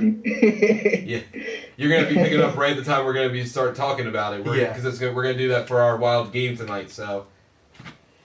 Okay, well, I mean, like I said, I'm going to be sitting there streaming it, so if you guys got a free minute, man, I'd love to see you guys in my stream and maybe commenting and maybe giving me maybe a loadout or something, man. You know, Sure. give me like a loadout that I can use. Okay, cool. Very cool. Well, thanks for calling in, James. No problem, man. I love speaking with you guys. Hi, All right. Kristen. See you Hi, later, Drew. man. Hi, Mike. Hi, everybody in the Level Up Show. And if anybody wants to add me, my name is CrazyLegs5000. I will be playing Call of Duty all night. So if you want to get down to some Call of Duty, we can party up together. So. All right, there you go, guys. Follow Crazy Legs. Crazy Legs. Crazy Legs. I love you guys. All right, see you, man. See you guys. All right, thanks for the call, Crazy Legs. Thank you to Spitfire PS4 for the Twitch heart, and a few others as well. We also had FV for Nick, and we also had AGs2, Mobo Live, Megadeth, Gator Seat, Claw019, and King Kendrick. But we also had some YouTube subscriptions from Scunch and also from Edward. Thank you, Edward, for your YouTube subscription as well. Guys, we're very active on YouTube. We archive all of our videos, and if you miss anything, you can go right there to check it out. So please go on youtube.com/The Level Up Show, level spelled LVL, and subscribe. And thank you for the Twitch art and another Twitch art. Keep them coming, guys. Maybe we can get to 1,600 tonight. That would be unbelievable. 290, 10 more, and you get Bat Giraffe Kristen. Ow! Oh. I'm messaging Diarrhea Jason. Okay. What's going on in the chat room, guys? Someone asked if this was real. Yes. No, this is not real. Is this real life? Is this real life? This is a figment of your imagination. We have enough time for one more call, guys. If you want to call in on Skype at The Level Up Show, and then we'll move on to our fourth segment. Someone said, can you imagine a Level Up GTA with 16 people? That would be crazy. That was possible. Yeah. That would be kind of crazy. That would be crazy. We got, what, 2 weeks? 3 weeks? Yeah, just 2 weeks. Yep. On Tuesday. Yeah, it comes out the 18th, I'm pretty sure. Wasn't somebody supposed to get slapped? Not yet. We have a countdown for that. Let's not rush this. Oh, we can rush it if you want. We're at 300. Bat Giraffe Kristen. Aw, man. Oh, that was such a sound of defeat. Why do I have to have fun? Bat Giraffe Kristen, bring it out. Sub from Oz. Not attractive at all. Borman. Gotta get up close and personal, too. I am. I wondered what would break first. Slaughter Bart Fast. No, we have not discussed GTA 5. We should do yet Bat tonight. Giraffe, Bane, Kristen. Oh my god. Let's All add so many other people. Alright, 300. Bat Giraffe Kristen. This is not attractive at all.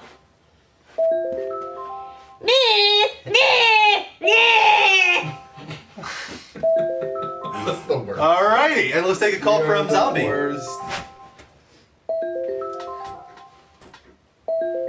See if we can get a hold of Zombie here. No, GTA 5 is 2 to 30 multiplayer? Yeah, I think that's right. Up to 30? Wow. We're having trouble getting through to Zombie here. If not, we got Joseph to call back. Alrighty, I don't think it's going through. Let's try Joseph. Saw him calling as well. Hold on one sec, Joe. There you are. Alright. 1 second, guys. Hey, Joe. Welcome to the Level Up Show. Oh my gosh, I'm What? What was that, Joe? Zombie here. Zombie? Oh, he's listening to his TV. Where there's a time delay, so make sure you're not listening to the TV. Listen to the Skype call, or just hang up on us. Yeah, people get so confused. Oh, he's calling back though. Guys, make sure that you listen to the Skype, not your TV. There is a delay. Hey, Joe, can you hear us? Hey, good afternoon. How are you not doing? No, I just realised that I'm backlogged. Wait a second. He's gonna get there. He's gonna get there, guys. He's gonna catch up. Yeah, look, that's the reason why I was watching you on the screen and the log, the difference is different from the phone. There we go. So are you with us now, Joe? Yeah, I can hear you now. Okay. There we go. Well, welcome to the show, man. What do you want to talk about tonight? That's better. Yeah, I can understand you now. That's better now. All right. There we go. Basically now, right? I've had Advanced Warfare since like about Saturday. Oh wow. About Saturday or something. So like I've been playing Advanced Warfare like on and off. Like I'm a casual gamer. I wasn't rinsing it out. I'm giving a real honest opinion on the game, basically. Go ahead, man. And like to me, honestly, more than anything else, game hands down good game. But the zombies, that is, you have to complete there's the survival mode thing basically, and to get the zombies, you have to reach round 10 in every map. Okay. And then you unlock a level called Riot, and Riot's the only level you can get the zombie extra mission on basically. Gotcha. Okay. Yeah, so that's the only level you get the zombies on, and because there's a trophy related to it, and it's very, very complicated, basically. Okay, very interesting. How do you feel about the multiplayer overall, though? Like new mechanics and all that. There's something someone tells you there's like an Easter egg in there as well. Okay. Because as I was doing, there were things appearing and stuff like that now as well. So I didn't know exactly what to do, but I was just kind of like, okay, I noticed something that wasn't there before, basically. Gotcha. Okay. Oh, well, it sounds like overall though you're enjoying it. Yeah, I mean, not to be bad, I'm enjoying it more than Destiny, so let's just keep it real like that, yeah? Okay. No, that's a good comparison to make right now, I think. And that's, I think, what a lot of people are wondering is if it's better than Destiny. So there you go, that's one vote. Because, yeah. And I was trying to say that, like, that when you're playing online as well, there are modes, so if anybody feels like scared because of like the super like jumps and the blah blah, there are modes on there where it doesn't have the super jumps on there. It's like very back to basics and stuff like that as well. So if anybody feels like they don't want to get involved in it because of that, don't worry. There's plenty of modes for you to still play as well. You get me? That's probably good news for those old school COD fans. Well, thanks so much, man, for the update on Advanced Warfare. And there you go, guys. If you want to know how zombie mode works, now you know. Very cool. And still in there as well. I think Infection there. So, like the only thing I personally missed that they should have put in there was Gun Game. I love Gun Game. Gun Game was my favorite game, so they should have put that on there. Well, maybe they will. Hopefully, if there's enough enough fan feedback wanting it, I'm sure they will. Well, thanks so much for calling in, man. Yeah, no problem. I just thought I'd just give my insights in that I've been playing it since Saturday, because I found it really strange because, I'm not sure what so basically in England, because I'm from England, we have a place called Computer Exchange, and, they were selling it like it was allowed to be sold, basically. So it was very weird to see it being released like that. That was doing that. There's a lot of people from England that were streaming it all weekend. So yeah, because when I mean the whole of the shop had posters and it had all the games there. and They're just like, everything out. We don't care. Right. This game comes out on Saturday here. No fucks given. No fucks given. I bet they get a jump on business that way. But Activision needs to be suing somebody right now. You get me? Right. Yeah, right. I know. Definitely. All right, cool, man. Well, thank Somebody's you. lost their job. Yeah, we got to move on, but thanks for calling in. dude. Yeah, no problem, man. Have a good day. Look. All right, see you later. Bye. Day man. Whoa! Fighter of the night, man. Do you want to mark this Champion of the sun. All right. Yeah? Yes. But let's move on, guys. That's the end of that caller segment. Final level up segment right now. Square Enix is teasing the revival of a, quote, legend, which could be great news, or it could be just boring Another news. letdown. Yes. But Square Enix has a countdown site up teasing the revival of a legend. When it comes to legends, this could mean many things for Square Enix. There are many franchises that they have abandoned, for instance. Chrono and Vagrant Story are two big ones that I would love to see come back. The most likely possibility is that it is related to the Mana series, another group of classics from the SNES era. The Mana series is called Legend of the Holy Sword in Japan, and the most recent release, Rise of Mana, did very well on mobile, and also is being ported over to the PlayStation Vita, so this might be related to that. However, that being said, what is the classic Square Enix game that you wish that they would revive? I'm curious. Let's go to the chat room on that one. Well, you go to the next story, of course. Yeah, Can I say something real quick? No. Yeah. I feel bad because in the chat, everyone always talks about giraffes. And the people who don't really watch the show a lot are like, what the heck is up with this giraffe crap? Yeah, well, you'll catch up. Just gotta keep watching the show.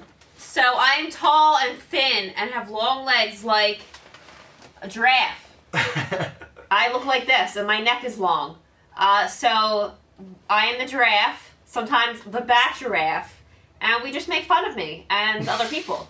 And other people. I am a giraffe. And that is a thing yes. that you learned today. Yeah.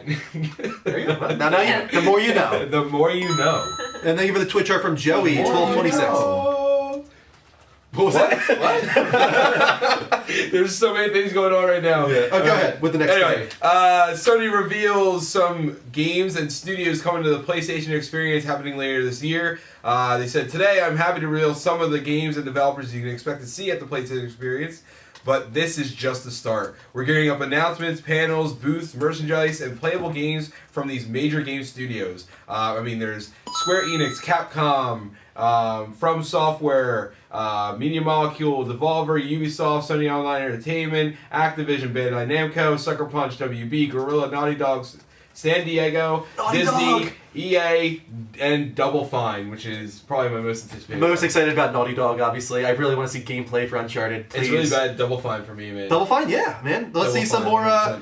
Let's see some more Grim Fandango. Grim Fandango and all their other little IPs that they're working on. Let's not forget that both Square Enix and Disney are on there. Right. Gee, I wonder what we're Oh, come on! Let's see some more Kingdom Hearts. Over 80 indie studios will also be at the event. Some of the games to look forward to include Bloodborne, Dying Light, Game of Thrones, the Telltale game series, Grim Fandango, Helldivers, Mortal Kombat 10, PlanetSide 2, Tales from the Borderlands, Tearaway Unfolded, The Order 1886, The Tomorrow Children, The Witness, and Until Dawn. Of course, as the name of this event implies, there will also be exclusive PlayStation experiences only available to attendees. PS4 virtual reality prototype Project Morpheus will make its hands-on debut at a stateside consumer event. We will also have something super special planned for No Man's Sky. Hype train! I can't say much, but let's say that Saturday night should be memorable for those who can attend the PlayStation experience. I'm going to say you're going to see some of your first actual hands-on gameplay with Dying Light, and I feel that whoever gets a chance to see this Project Morpheus... Now, what's actually interesting to me, it says a stateside consumer event.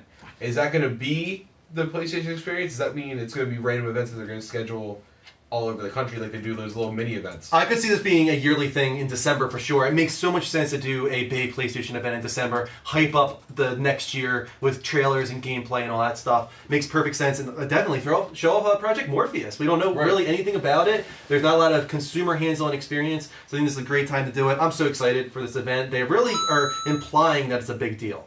right now. I feel like they're going to be showing off some cool stuff here. I think we're going to get probably 2 new game announcements is my guess. Really? I think so. I think there'll be 2 new game Do announcements. you think it's going to be like big game announcements or like, hey, this is coming? We had Guerrilla on there. I think Guerrilla will show off their new You think so? RPG. I think for sure. There's no DLC announced Is it for gonna be Destiny? Killzone. Maybe. I don't know what it's going to be called, but I think it looks awesome. Dino Robots. Who's not excited for that? Dino Robots. And the other one, I'm not sure. I think there'll be 2 IPs. I think Bend Studios. Was Bend on there by any chance? I don't remember. I don't see Bend on here. No, their San Diego studio was though. San Diego's on there. I still think Bend is Santa going to be Monica's there. on here. Yeah, it's possible. God of War this early? I don't know. I think that's E3 next year, but it's possible. Be excited. Early December. I think it's the 5th and 6th. Hype. And you're up, Kristen, with the second to last story. Okay. Okay. Oh my God, shoes. I can't read this. These shoes. Call of Duty Advanced Warfare Zombie Mode leaked. I'm Yeah. surprised you put this down as news story. Why not? At the time, it was news. It was news at that moment, but God. I was waiting till it was silent. Sorry. Through Reddit, a leaked trailer was found on YouTube, revealing what seemed to be a zombie mode in the newest Call of Duty to be released this Tuesday. In the video, soldiers are shown being attacked and fleeing from zombies. At one point, a soldier even asks another, "Soldier, look at me, are you bit?" Glenn Schofield from Sledgehammer Games commented on Twitter about the leak, saying, "Nothing I can do about it now, but yeah, it sucks. Imagine you're playing and this comes up. You'd be psyched up, right?" So what I'm taking from that was they weren't going to tell anybody there was a zombie mode in here. They were going to let somebody randomly find it like an Easter egg, and it was kind of ruined. Although I think it wasn't ruined by anybody other than a gamer who was psyched. I think he actually got what he wanted. I mean, I don't know what he expected if he's saying he's bummed. Like, did he think that nobody with the amount of social connectivity we have, Twitch and Ustream, that nobody was going to see the zombie thing, that somebody wasn't going to say something about it? It's not the way it works anymore. Yeah. Games are streamed a week early sometimes. It's just, you're not going to have that anymore. And it sucks. It does, but you got to kind of change the way... Change your plans around this, like around social connectivity. Try and figure out a way to do it differently. Like PT did a really cool thing, and even though we figured it out a lot sooner than they planned, it was still awesome. Right, and he wasn't bummed about it. No, definitely not. So the zombies attack the soldiers, but the zombies can't use weapons, right? No, they're not that intelligent for sure, but they're fast. They're zombies. Very fast zombies. They're like 28 days later type zombies. Yeah, it looks like. Oh my God, they run real fast. Yeah. That's exactly. terrifying. Is that how you run? Yeah. If you do that, like you're pedaling a bike with your hands when you run? When you're in a chair, that's how you run. Some new YouTube subscriptions. We got one from Liz O'Kane, and also thank you for the Twitch hearts from Diplomatic Ways, JX Band, Michael 486, Gaming House, Kill Thrill, McNasty, Rival Genie, Venom Bullets, Joey 1226, Big Fatty Floyd, Vizric, Legacy, Master Buzz, Noob You're Dead, B4 Ron, To Die, Dr. Izaletti, I'm thinking Fancy Napkin, New Age Outlaw, Soul 16, Demandarin, Parker Foxman, K Cruz, Official Mike, oh my God, so many. Batbugs and Spitfire, we're caught up now. Thank you guys so much for the Twitch hearts. If you guys haven't yet, it's really easy to do. Just press square from Live from PlayStation and click the little heart button, or you can go to twitch.tv/levelupshow and you can heart us there. If you do it, as a Twitch follower, you will get notifications which is every Thursday and Sunday at 10 p.m. Eastern Time. You can also follow us on Twitter, like us on Facebook, subscribe on YouTube, all that good stuff. We might as well even start plugging it now just because we've had it for a little while. If you guys like us that much, you can go to our official webpage on Twitch, twitch.tv/levelupshow, and subscribe to us. Yeah. It's $5. All the money, half the money will go to us, and we'll put that pretty much all towards go into the show. Giveaways, stuff like that. And don't forget that they get a special little badge. Right, you get a little badge. We're working on special icons for you guys. If we get enough subscribers, we're gonna do specialized shows and chat rooms for them. Yeah, all that good stuff. There's stuff that subscribers will get if we have enough subscribers. Of course, we're not gonna do it for 6 subscribers, but if we get up there. Say in there with a T-shirt. Yeah, actually, we should say something about the T-shirt, guys. We put up a little tweet saying if you 100% want a T-shirt, please favorite this. We got 16, I think overall, which is a good start. But we really want to know, guys, if you want a T-shirt in the chat room right now, put hashtag T-shirt. But this is not saying like, oh, I might be interested at some point down the line. Like we have to know. We're kind of trying to figure out if it's worth it for us to actually go into the venture. Yeah, exactly. So if you guys are saying, if we say, hey, we have a T-shirt available, and as soon as we said that, you guys would be like, buy, take my money. Put hashtag T-shirt, I guess. Take my money. What? Were you slapping a bitch? No, you're throwing it at the screen. You were slapping them. Don't slap them. Give me your money. With your money. Can you see his hand movements? I like this. All right, so 100%. If you 100% want a T-shirt, please put hashtag T-shirt in the chat room, and later on I can go back and kind of count up. Oh, Puss did hashtag underpants. Okay, we can do that too potentially if there are enough. We don't hashtag underpants. Well, what kind of underpants? Ladies love Level Up Show underpants. Ooh. They have giraffes if you want a banana on hammock them. with a +1 on it. Did you say banana? Oh my, banana hammock with a +1.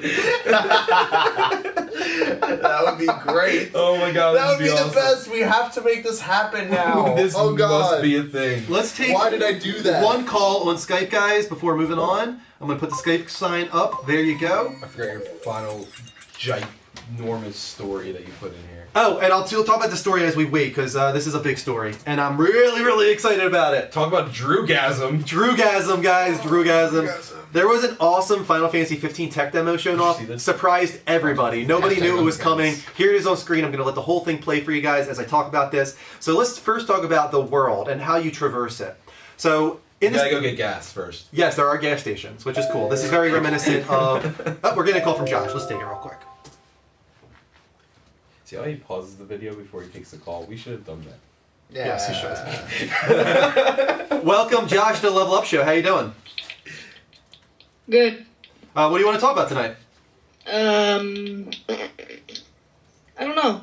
I guess GTA 5. Okay. You have it pre-ordered? Are you excited?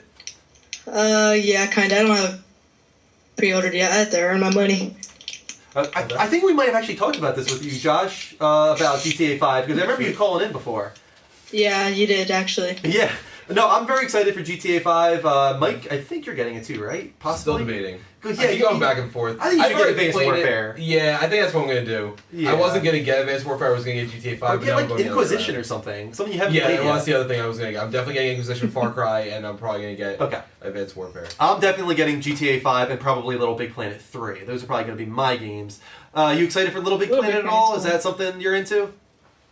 Kinda. I was playing like a demo of it. It's pretty cool. So it's maybe. Did you get into the beta? No. Okay. Yeah, the beta was ongoing for a little while, but it was very low Right, it was user very base. Yep. But it looks really good. They're adding a lot of cool stuff into that. GTA 5 for me, but the first-person mode looks really cool. I hope that it's like full first-person mode throughout the entire game. That's what I'm hearing. That Right. sounds pretty damn cool. Extra foliage, extra wildlife, new radio stations, $1 million for people that pre-order it, I think, for the online mode, which is pretty cool. So yeah, I'm definitely excited, Josh. Yeah. Anything else you want to talk about tonight? Do you think when Skate 3 will come out on just like out of the random? I just like skating. Never. I skate in real life. Yeah, Skate 4, exactly. Skate 4 is what would be, and I hope to God sometime soon. But I don't Or think so. some point. I really know. don't. Who Yeah. did Skate? Was that EA? I don't think whoever Yes. made Skate would own up to it at this point, wasn't it? Why? Like a No. pretty No, terrible game? Skate was awesome, actually. Really? Skate killed Tony Hawk. Yeah, Skate destroyed Tony Hawk. Yeah. Yeah. It was. I mean, in a sense of a video game, more realistic. You basically like the ollie, you had to pull back your stick and flick it up. If you kick flip, you had to flick it to the right a little bit. Oh, no, I was That's- thinking about, like, the I know what you're thinking of. skateboard No, thing. that's No. Tony Hawk Skate, and it was Oh. awful. That was Okay. awful. No, Alright. but Skate is phenomenal. Yeah. I've heard rumors, and I've heard rumors that it's going to be much bigger this time around. So it's taking them a little longer than they anticipated, and it will be next gen only. So supposedly Tony Hawk is working on a new game as Right. well for the next gen. So maybe there'll be a little competition there in the future. But we got to move on, Josh. Thanks so much for calling in. All right. Yeah. See you See you guys later. He didn't say be right back that time. Right. Let's go I back. have the hold music ready for it. Cody, I'm gonna call you back a little later. Let's try and get this Final Fantasy story in, because there's a lot to it. Oh, sorry. I wanted to take something, but I wasn't sure what. So the first video shown is a portion of the Duske region. This is what you will be playing in the demo come March. Events and enemy position was removed for this demo. That's why it's a little bit barren, but that was to show off the world and traversal. You can eat and gather information at gas stations, as we saw, which I think is awesome. So basically, like, sit down at the diner and, like, waitress comes over and all that stuff. Like, it's very, like, realistic in that sense. I'll be right back, says Josh right there by Skype message. If you see anything in the background, you can go to it, but we've heard that so many times before. Right. But, you know, they're really pushing it. Look at this here. That's a Cataplebis from old Final Fantasy games. Looks so freaking good. I feel like I'm watching Jurassic Park right now. If you keep running, you will also see your party members run out of breath. You'll see that a few times here. Watch when he stops. Like, they'll kind of, like, crouch down and, like, try and catch their breath. It's really cool. I love those little animation touches. You can fight the wildlife, and they're always active, but they won't actually come after you necessarily. Like the Cataplebis that we just saw, he was just roaming around. As long as you don't bug him, he's not going to bug you. At nighttime, though, that's a different story. At nighttime, certain enemies come out that are more dangerous, like goblins will come out of their caves and stuff like that. So that's pretty cool as well. There are buildings in the forest with people living in them, and you'll find one of those in the video right now, and you can enter in some of those buildings and probably steal some stuff, loot them for things like any other Final Fantasy game. There are also animals that aren't enemies, like cats and dogs. It's a very fantasy based on reality, as I think some people know. In order to make the mountains, the developers actually climbed one, supposedly. They might show a video of them doing this one day. Sorry, Cody, just a little longer. Demons like the Naga or the goblins will come out of the caves at night. As I said, it's dangerous at night, and it's safer to take rest at a gas station or maybe set up a tent, supposedly. The party members' dialogue will change in accordance with the time of day. Chocobos were seen, not in this video, but in something they were shown in the forest. Not sure how you get a hold of those chocobos. I'm not sure how you ride them or tame them. You knock it out and then you settle it up while you sleep. We'll find out eventually. At the end of this trailer, you will see an enemy airship patrol, which will let down enemies. And I'm not sure if maybe you can take that airship. I know that there are supposedly airships in this game. I'm not sure when you get to use them. Mm-hmm. Magitech armor will make an appearance. Now, if you are a big Final Fantasy fan, you will know Magitech armor from Final Fantasy VI. Now, this is something that they did not want to say, but somehow they let it slip. So now we know Magitech armor will be in Final Fantasy 15. Here's one of the snakes or whatever. That was very reminiscent of like Dark Souls to me right there. You're like running around and then nope. Back up. Nope. So, all the nopes. There's the goblins there. Now the Duske region that will be in the demo is 10% as large as the entire world. And it's quite large, as you can see. This is a big area, and this is only 10% of the game. So, wow. As for the tech demo, they are currently transferring Final Fantasy Versus 13 from Ebony to Luminous engine on Final Fantasy 15. That's why it's really starting to come into its own. A lot more foliage than what they even showed off at TGS here. Looks really great. You guys got to see this actually on YouTube. Check it out. It looks so much better than you can see on the TV right now. I just really hope that you don't have to run everywhere. No, you have the car for that. Right, but I mean, there's so much running. You can fish in this lake if you want. Fishing! What the hell is this, Animal Crossing? Yeah, they're adding so much into this game. Can you swim? I don't know. Can the fish pull you in and you start a random battle? Maybe? We'll find out at some point. Working with Sony and Microsoft to push the hardware to its limits. They're currently 80% Not even complete. taking it ever. Nice try. Yeah. They're currently transferring the engine 80% to 100% by the time the demo comes out, of course. And with the power of Luminous, they're saying that they think the graphics will exceed Final Fantasy Advent Children. That's a little bit of a stretch. I don't know. That's CGI, so we'll have to wait and see. Another tech demo is, of course, planned before the demo comes out. Now, there were a few questions for Tabata at the event. First one, what if I mash the attack button instead of holding it down? Mm-hmm. Now, they said, even if you mash the attack button, the combo will still operate fine and connect together. It's possible to counter while you button mash. If you hold the button down, you have to be a little more careful of the enemy movements, and you have to be a little more strategic. Now, will Type 0 HD be available digitally and still come with the Final Fantasy 15 demo? He said, of course. That's great news. Now, why doesn't MP, which is magic points, show up on the UI? They said the battle UI is temporary and they will be in the final game. And finally, I'm a little worried the game will only last 40 hours. And he said the main story itself will take 40 hours, but if you do all the dungeons and the side quests, it's going to be a lot longer than that. So it's a full-length Final Fantasy game. I love that people bitch that a game is only going to be 40 hours. I know, right? Like, you have other games that last, what, 8? Only 9 maybe? 40 hours? Jeez, Right, that's like not even 2 days. Where are we at time-wise? Because we might have to hurry up. We should be going to topic of the week right now. Yep. So how about we take a quick commercial break, guys, and we'll be right back with topic of the week. Go Happy Boogie Ducks. He's a happy boy. Do we have a secret word? Wet nose. Well, no, hold on. Insane sausage. Not yet. Okay. There we go. All right, secret word. Insane sausage. Ask me one word. No, and it's not. We're never doing that. Tongue. Onomatopoeia. No. That's not one word. Oh. You guys are the worst. That's the joke. Poo. Oh God. You guys got like 30 seconds. You gotta hurry this up here. Poo. Poo. All right. Poo. P-O-O-H. The character Pooh. No. P-O-O. No, It makes it more difficult for them, and I like it that way.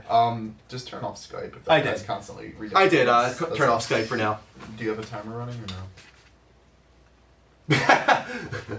I didn't know I was supposed to. Poo. We're back. Yeah, you did. Maybe we're back. No, I think we're back. Let's give it another 10 seconds. No, that was that. All right. Thank you guys for the Twitch hearts. I think we're Twitch back. hearts. We're back. Welcome back to the Level Up Show. Let's acknowledge all those Twitch hearts we just We're got. not back at all. Thank you to the Man Cave 3000, Raging Pixie. Oh, let me go up here. Fantasy Factory, Kill Ninjas, Brayley, Afro Sniper. Oh, Floressi, Gimme Gummies, Hughead, Jersey Leol, Shibby Shane. Also, Real Roadster and Tie Spin, Canadian Mac, Bowl of Wheaties, good one, I like it. Bankster, Senior for Lakers, Yode Sunrider, Bloody Mess. Ooh, that's nasty. And that's caught up. But also thank you to Mr. Dubs for the YouTube subscription. Let's move on to our topic of the week. Are you What doing is it it? on the spot or no? No, we don't have time. Marvel vs. DC, games and movies. Ooh. We're going a little off the games a little bit tonight. First off, let's start with Marvel. Right.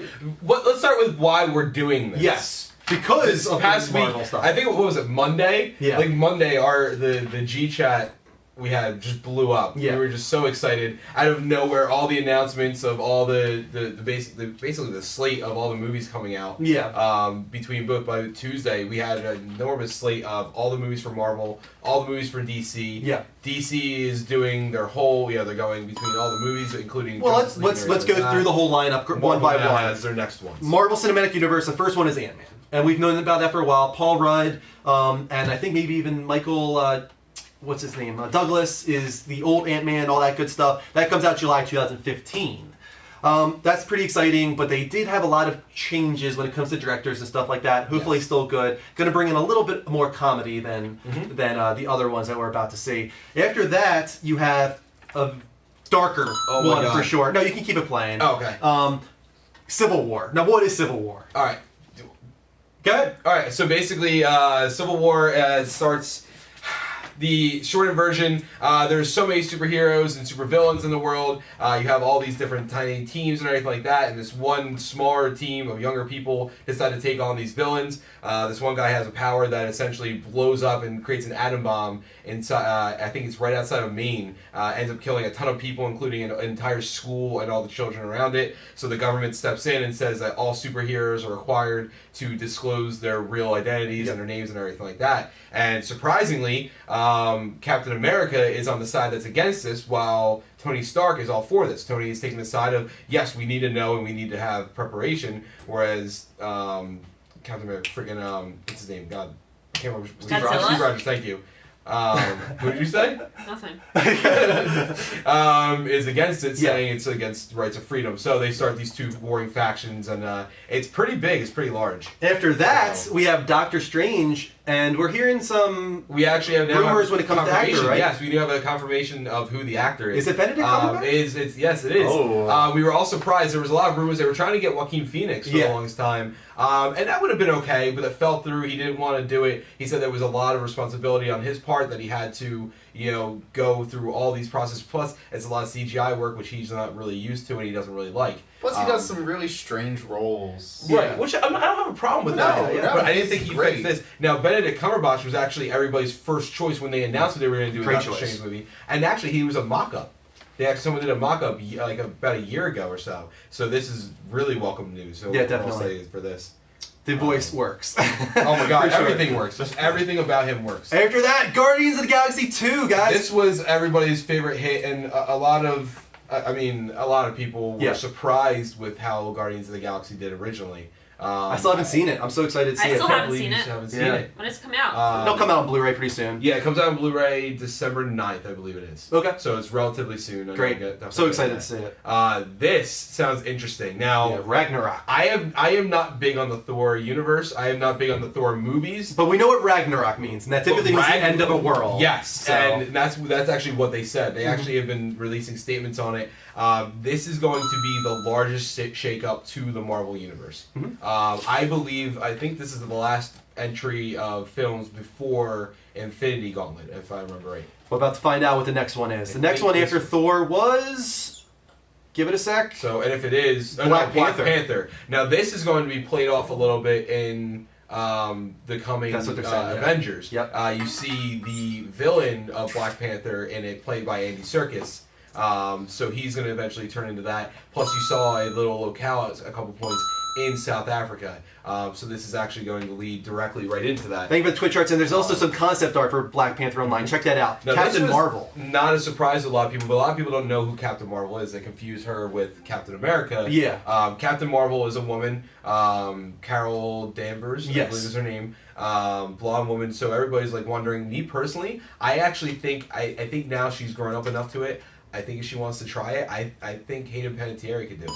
It's really funny to me that both Marvel and DC, we'll get to it, but there's a one-woman movie and there's one black African-American movie. So it's funny that they both have that. Right.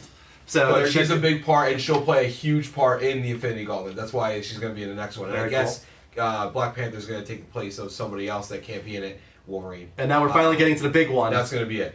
So in Infinity Gauntlet, which this is what part this one is, here first. You've seen a couple of plays into this. You saw a couple of the Infinity, so you saw the Power Gem, the Reality Gem, and I can't remember what the other one was. But they eventually make up an entire gauntlet on that Thanos, who you've seen in purple, will wear and wield it to essentially try to destroy the universe. Because he's got an obsession with death. Yes. Or the avatar of death. Yes, exactly. So everybody's wondering, because like in the comics, Death is actually portrayed by a woman. Yeah. So he's trying to court her and everything like that by killing as many things as people he can. So that's going to be interesting. Now, in the original Infinity Gauntlet, Wolverine was a huge part of it, so I think Black Panther's going to take his place. That'll be interesting. Inhumans... Basically X-Men in space. Exactly. Kinda, right? So since X-Men Marvel can't touch space. X-Men yet, this is their way to do an X-Men style movie. And you already... I'm surprised though, like, it's 2018, that's so far away, like, try and get X-Men before then, like... I think they want to, but yet at the same time, they're actually going to... I think Infinity Gauntlet is going to introduce characters. There's the Nova Squad and everything like that. Nova Corps, Nova Squad. Nova Corps, who I think you're going to see that. He has a big part with Carol Danvers, so... And then finally, part two is after that. They're splitting Avengers Infinity War into 2 parts. So that's the Marvel Cinematic Universe. You also have the DC, but let's let the Avengers trailer play for a second while we talk about also the game side of Marvel, because I'm so surprised. I was looking at the games that they have coming up, and there's really nothing good from Marvel coming up for games. And like, I feel like such a missed market. Like, I was looking, we had X-Men Mutant Mayhem, Guardians of the Galaxy, the Universal Weapon, and Marvel Contest of Champions, all mobile, all iOS, like nothing console, like no Avengers game, which would probably do amazing, right? Like, why do you think that they're not putting any work into gaming, which is a bigger industry than even the movie industry? I don't know. I feel like they realize that a lot of these games to movie or movies to games don't really work well. Except Arkham, right? Arkham worked well, Then but we'll here's the other one that worked, and I wouldn't be surprised if you see it coming out at some point. I'm going to say you're going to see an Ultimate Alliance, another Ultimate Alliance game. Okay. That would be good. That would be great. That did phenomenal. The last one actually covered the entire story of Civil War, and they did it extremely well. Marvel Lego Superheroes did well too. That's a pretty good game. People really like that. Yeah, I like it a lot. And the new DC one looks great. Yeah, it does, and we'll get to that as well. This is so creepy, and they do it so well with the Pinocchio, yes, alteration. It's perfect. Of course, guys, if you haven't seen this trailer, please check it out online. It's a really awesome trailer. I can talk about this forever. I know, right? I know everything about this pretty much that I could. Now, like, say Marvel were to release like an Arkham Knight type game, what's the one superhero you think would work well? Black Panther. Black Panther would work, yeah. That's not bad. He's essentially a Marvel South African Batman. That's essentially what he is. Yeah.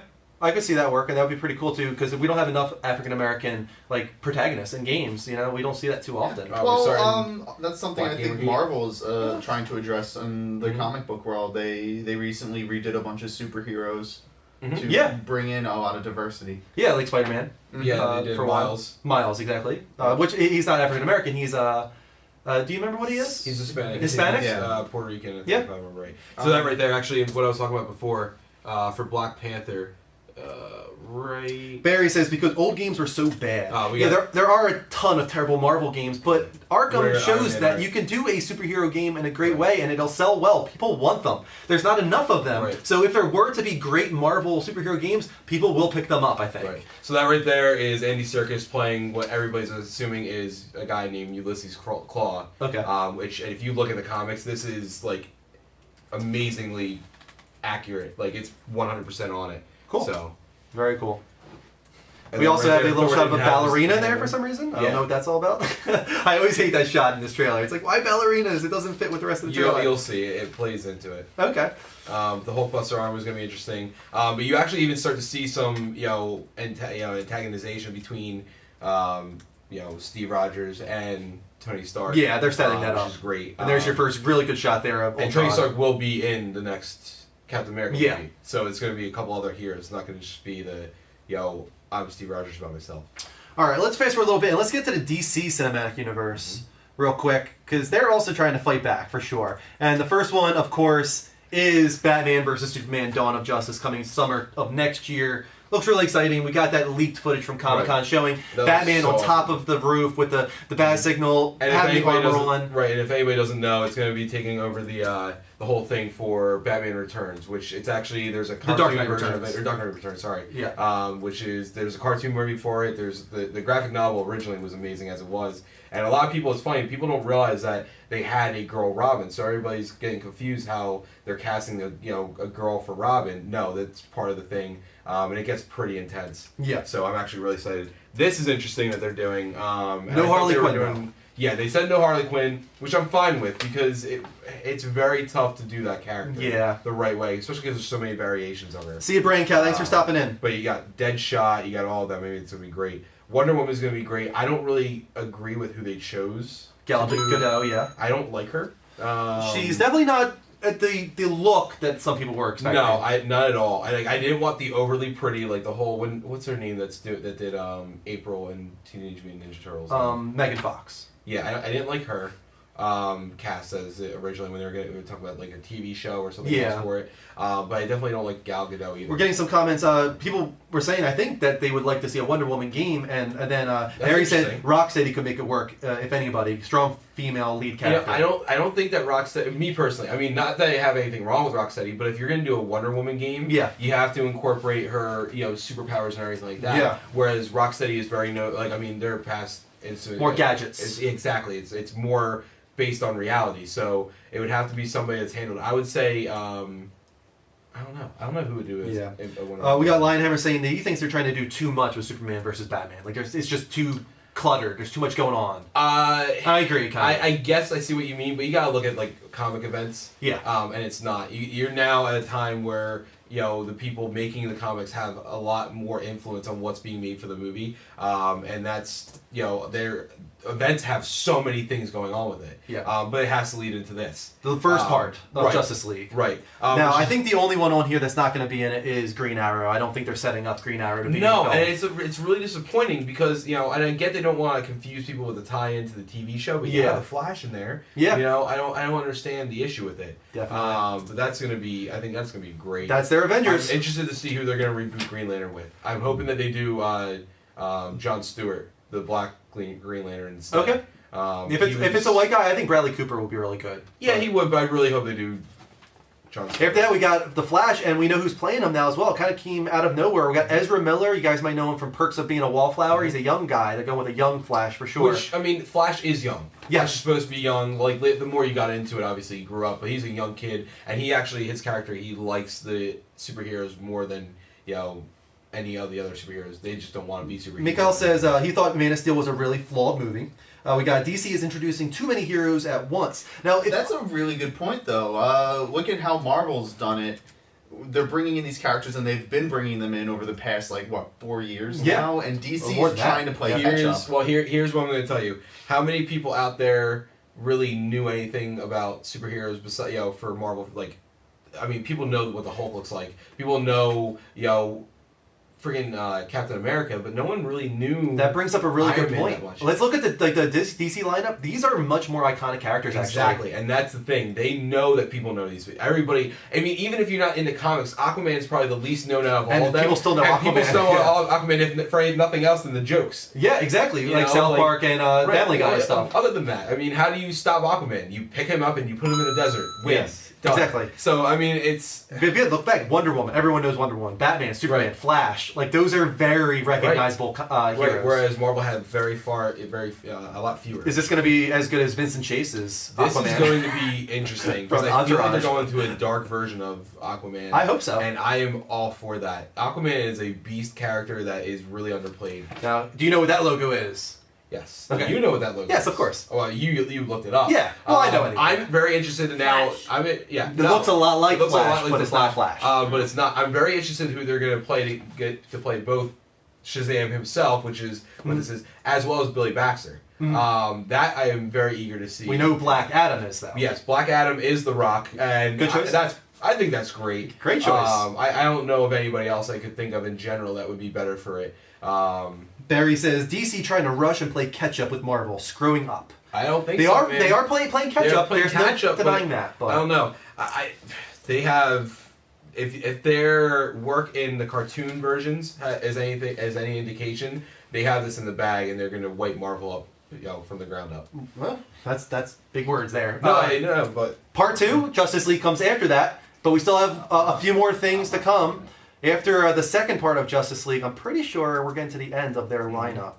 We've got Cyborg, which is their African American or whatever you want to call it. In the other one, it's what is this? We have the token black hero. Well, not exactly, but it does feel like that is the case here a little bit. But again, you have the option with Green Lantern being John Stewart, which I really think they're going to go for. That could be a good idea. That's going to be the best. Not only do they have the ability to have two black characters in their Justice League, which I guess if for a political standpoint is a great thing, but more so he's a more in-depth character, and you already kind of kill the having to cover over this atrocity. Yes, exactly. The final one, they probably won't bring back Ryan Reynolds. Is that an impossible thing? Yes, it's 100% impossible. Okay. That movie flopped so hard. It did flop very hard, and not really his fault. It was a terrible script and not really good direction by Martin Campbell either, who I was very surprised. He did GoldenEye and even did Casino Royale. So I really thought that that would be a great Ryan movie. Reynolds is 100% out just for the sheer fact of Deadpool. Oh, that too. Yes. Yeah. So let's talk about DC when it comes to games, though. Obviously, the big one everyone's going to talk about is Arkham Knight. Are you sure they're not going to talk about Superman 64? Or is that what everybody's talking about in the chat room? Superman 64? No, but not even just that. Anything DC. I feel like DC is more known for their Lego games too, especially with the Batman universe, which are actually really fun. The Lego Batman games are great, and you've got another one on the way. The new one actually looks a lot better. It's going to do more Justice League stuff and everything like that. So it actually looks pretty interesting. Yeah, of course, here's some Arkham Knight on the screen. But what do we want to see, though, from the Marvel and the DC universe when it comes to games? I'll tell you right now, I mean, a Universal... I mean, you have DC Universe Online. But and that was I forgot about that one. didn't it? No, pretty much any MMO has to. And Eventually moves. Right, and you, A lot of them do. Yeah, a lot of them. The only one that doesn't really do that is World of Warcraft. And if you're not World of Warcraft, you have to do that. So no, actually, DC Universe Online does pretty well. They actually are making good money. Let's go to fighting games too. Like Marvel used to be great with Marvel vs. Capcom, but that's been long gone. Now we've got like Injustice. Not that long ago, or was it? That was Injustice, right? Injustice, which used the DC characters, which was really cool. So I feel like DC's definitely a little better when it comes to that kind of stuff. They're putting out games that are pretty interesting with their DC characters, and it wasn't just that. You also had Mortal Kombat versus DC, which was pretty fun. Well, that was their first foray. They wanted to see if the DC characters could actually fit into the fighting realm, and they were like, okay, this could actually work. Let's do this. Yeah. I'm really excited for this. I would love to see, and I know you just said Rocksteady wouldn't be good for it, but let's get a good Superman game finally. Yeah, no, I agree. I actually, if we're gonna pick one hero, realistically, I think actually either a it's called Flash game would actually work really well. Yeah. Or a Green Lantern game would work really well. Flash, definitely, I agree. You can definitely do a lot of interesting abilities with him. Cyborg, I feel like while it would be cool, it would be way too easy, and it would be rehashed ideas of other games. I think the other property that is probably the most used in games when it comes to one of these two is Spider-Man. Spider-Man has a ton of games, and they're not all of them very good, but actually there's a decent amount of them that are pretty good, but they're just really underplayed. See, Crazy Legs, thanks for stopping in. Superman 64, aka Fog World, said somebody. What else we got? Injustice was epic, says GFN. It was pretty good. I liked it a lot. Yeah, a lot of people liked Injustice, actually. It was the one that introduced some of the stuff that you're seeing in Mortal Kombat 10, actually, with the interactive environments where you can not pull only that, away. it interacted with the actual comic release, which was really interesting, too. Mikhail says, admit it, Marvel has better IPs than DC. I don't know. Honestly, I think Marvel has the better movies right now, but when it comes to IPs, I think that DC has the more recognizable IPs. What IPs from Marvel would be better? I mean, you have Captain America, you've got Iron Man, you've got Thor, you've got Hulk. I think those are like the big ones, right? Mm-hmm. But with DC, I'm talking about just Thor in general. I'm talking in general. When it comes to IPs, as far as just like your properties, you know. You're talking about like ideas? Yeah. I'll tell you right now. So here's something I'm going to say too. Like I actually know a decent amount about comics. Obviously, definitely. But it's funny because I actually don't ever read them. I've probably read maybe 20 odd comics and then a couple events. Yeah. So I don't read that. And I'm more into graphic novels than right. And I know a lot about this stuff, and I'll tell you right now, the more and more I learn about the different characters and the different worlds, I've been swayed. I was all Marvel 100%. I didn't like DC, and now that I'm looking more into it, I'm actually getting swayed more into the DC side. They have more realistic, I guess, takes on things, and their ideas seem to be more fleshed out. Whereas Marvel just does whatever the hell they want, and they're actually ruining their universe, which is kind of what DC did. So in general, I think DC definitely has it. DC has a huge catalog of characters that people already know. Like we just said, more recognizable people for the Justice League. I think so. So we're getting some Injustice love in here. What if Marvel had done a game with a similar idea as Grand Theft Auto 5? You have several major characters involved with each other. They're playing their separate stories. They did. It's called Lego Marvel. Yeah, kind of. That is their. No. But something targeted not towards kids. I get what you're saying. It's called Lego Marvel. Lego Marvel was the closest thing for sure. I know. I get what you're saying. It's hard to do something like that. We're getting some love for Hulk Ultimate Destruction in here. That was pretty cool from what I hear. People are saying the reason Superman is so difficult is that you have to limit him. Right, because he's immediately. Here's actually the one reason I really was not a big DC fan. Is growing up, everybody talked about Superman and everything like that, and I thought he was just so overpowered. Spider-Man was my favorite hero growing up. Spider-Man and Gambit, just because they were. Why does everybody love Gambit? Because we watched the X-Men animated show. That's why we love Gambit. Yeah. A little bit. Yeah, actually. I mean. Yeah, don't lie. That's why. No. When I was a cool, kid, but it's mostly like women just kind of fawning over him. It's realistically, the whole thing was more so the whole kinetic abilities and everything. Okay. staffs were always a big thing to me growing up. So when we played Ninja Turtles, I was always Donatello. Yeah. With the bow staff and everything like that. So to me, Gambit was actually my guy. Anyway, but yeah, Superman is really tough to do. Why don't you open the Skype lines? Yeah, definitely, guys. We were having some bad luck with Skype earlier. That's the reason I shut it down. But guys, I'm going to open Skype back up, and let's talk about the DC versus Marvel games and movies. We can just talk about their universes in general and what you would like to see Marvel and DC bring into the game industry. Because my phone's almost dead too. Actually, got 1% left. Skype lines are live, guys. Feel free to call in at the Level Up Show, spelled exactly how it sounds, no spaces. Mark will post it in the chat room for you guys. What else did we get in here? Outlaw. Now, 244 is plenty, especially on Advanced Warfare night. We're proud to be above 200 right now, I think. Yeah, well, it was funny because we were talking beforehand. I said, I'm going to be pessimistic. We're going to be at 200 all night. Yeah, I thought and so. You said, I don't think we're even getting there. I didn't think we would hit 200 tonight with Advanced Warfare. So thank you so much for coming into the show, guys. This is the Level Up Show, a gaming-dedicated talk show on every Thursday and Sunday. And we're currently talking about Marvel versus DC cinematic universes, but also game universes, and what you guys want to see from them. How hard is it for you not to say Marvel versus Capcom when you say that? Did I say Capcom? No. Okay. Every time you say, I immediately think Marvel versus Capcom. Yeah, I know. It is definitely on the tip of your tongue. Oh, Ashley was gonna call. I'll call her back. She called quickly. I feel like she second guessed her call. Yeah, she wasn't sure. She was on the edge. You call us? Well, guess what? We're gonna call you back. Yeah, actually. Yeah. Take that. You know that she's on the phone right now, right?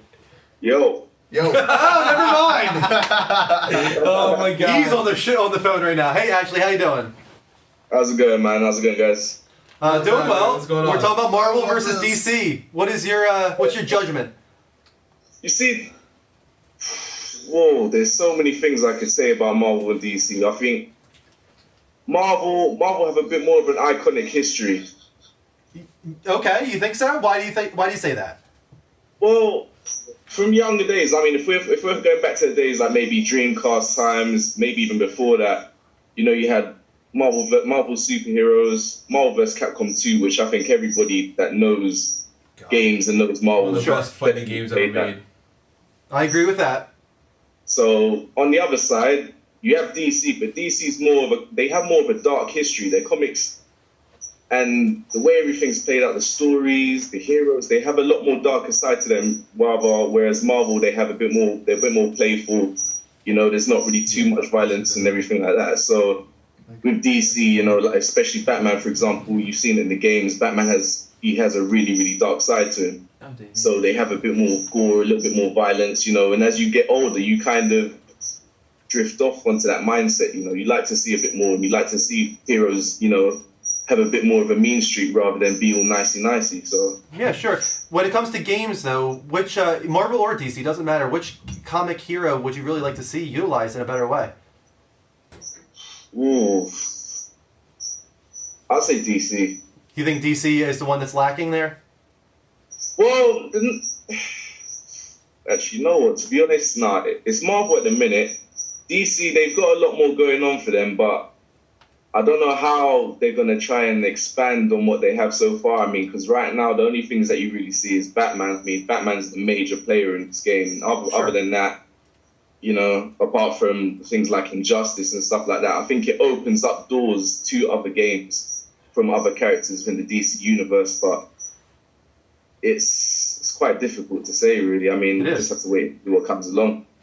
Definitely. You know what I think would be really cool, actually, when I'm thinking about it? Imagine, like, a detective-like game, kind of like how the one character was in Heavy Rain, with Gordon. With Gordon, with Commissioner Gordon? I feel like you have a lot of the forensic stuff in Arkham series, actually. Especially... Right, but instead of, like, the action or anything like that, it's all about, like, the stuff. Detective it's like, it could be a DLC. Yeah. That would be pretty cool, like, adding that aspect to it and everything like that. No, I agree. Definitely as a DLC. I think that might be actually a really good idea. Thanks so much for calling in, man. Yeah, no problem, guys. Take it easy, yeah? I'll chat to you. Thanks, man. Yeah, somebody said, what about Spawn? Well, Spawn actually isn't DC or Marvel. I think they're Image. It's Image. No, is it Image or Dark Horse? I think it's Image. I think it's Dark Horse. Let's look that up. I'm not sure if it's Image or Dark Horse. But still, Spawn does make sense as a game. And there's been games in the past. They were terrible, if I remember right. I think there was actually a Spawn the movie, the game, way back when the movie came out. really fucking bad. Which was bad, yes. But Spawn is an awesome character. Yeah. And he actually does make sense badass. for a video game. Blade would not be a bad one. Blade, yeah, Blade's had his couple of video games related again to the movies. That's the thing, is so many of these are just related to the movies. And they're so bad because of it. Right, and again, going by thing that Danny said, we got Danny Danger in the show. Thank you so much for coming in, Danny. He said Justice League, open world, which, yeah, definitely. Wait, but again, here's where that's really hard, is you already have that. We have DC Universe online. Yeah. Hey, Chris. That. Welcome back to the show. Yeah. So, I'm a little biased on this one because I grew up reading Marvel. I didn't really read DC. Okay. But I just feel like their characters are so much better. The DC characters, to me, they're so overpowered, except for Batman. But he just has a lot of money. Yeah, I guess so. I mean, I think they both have. I mean, Thor is a freaking god. Right. I mean, you gotta remember too that it is equal. And I'm gonna tell you right now, like coming from someone who grew up, like I said, I was 100% Marvel all the way, every single time anybody said anything about DC, the only one I would listen to a little bit was Batman, and that was it.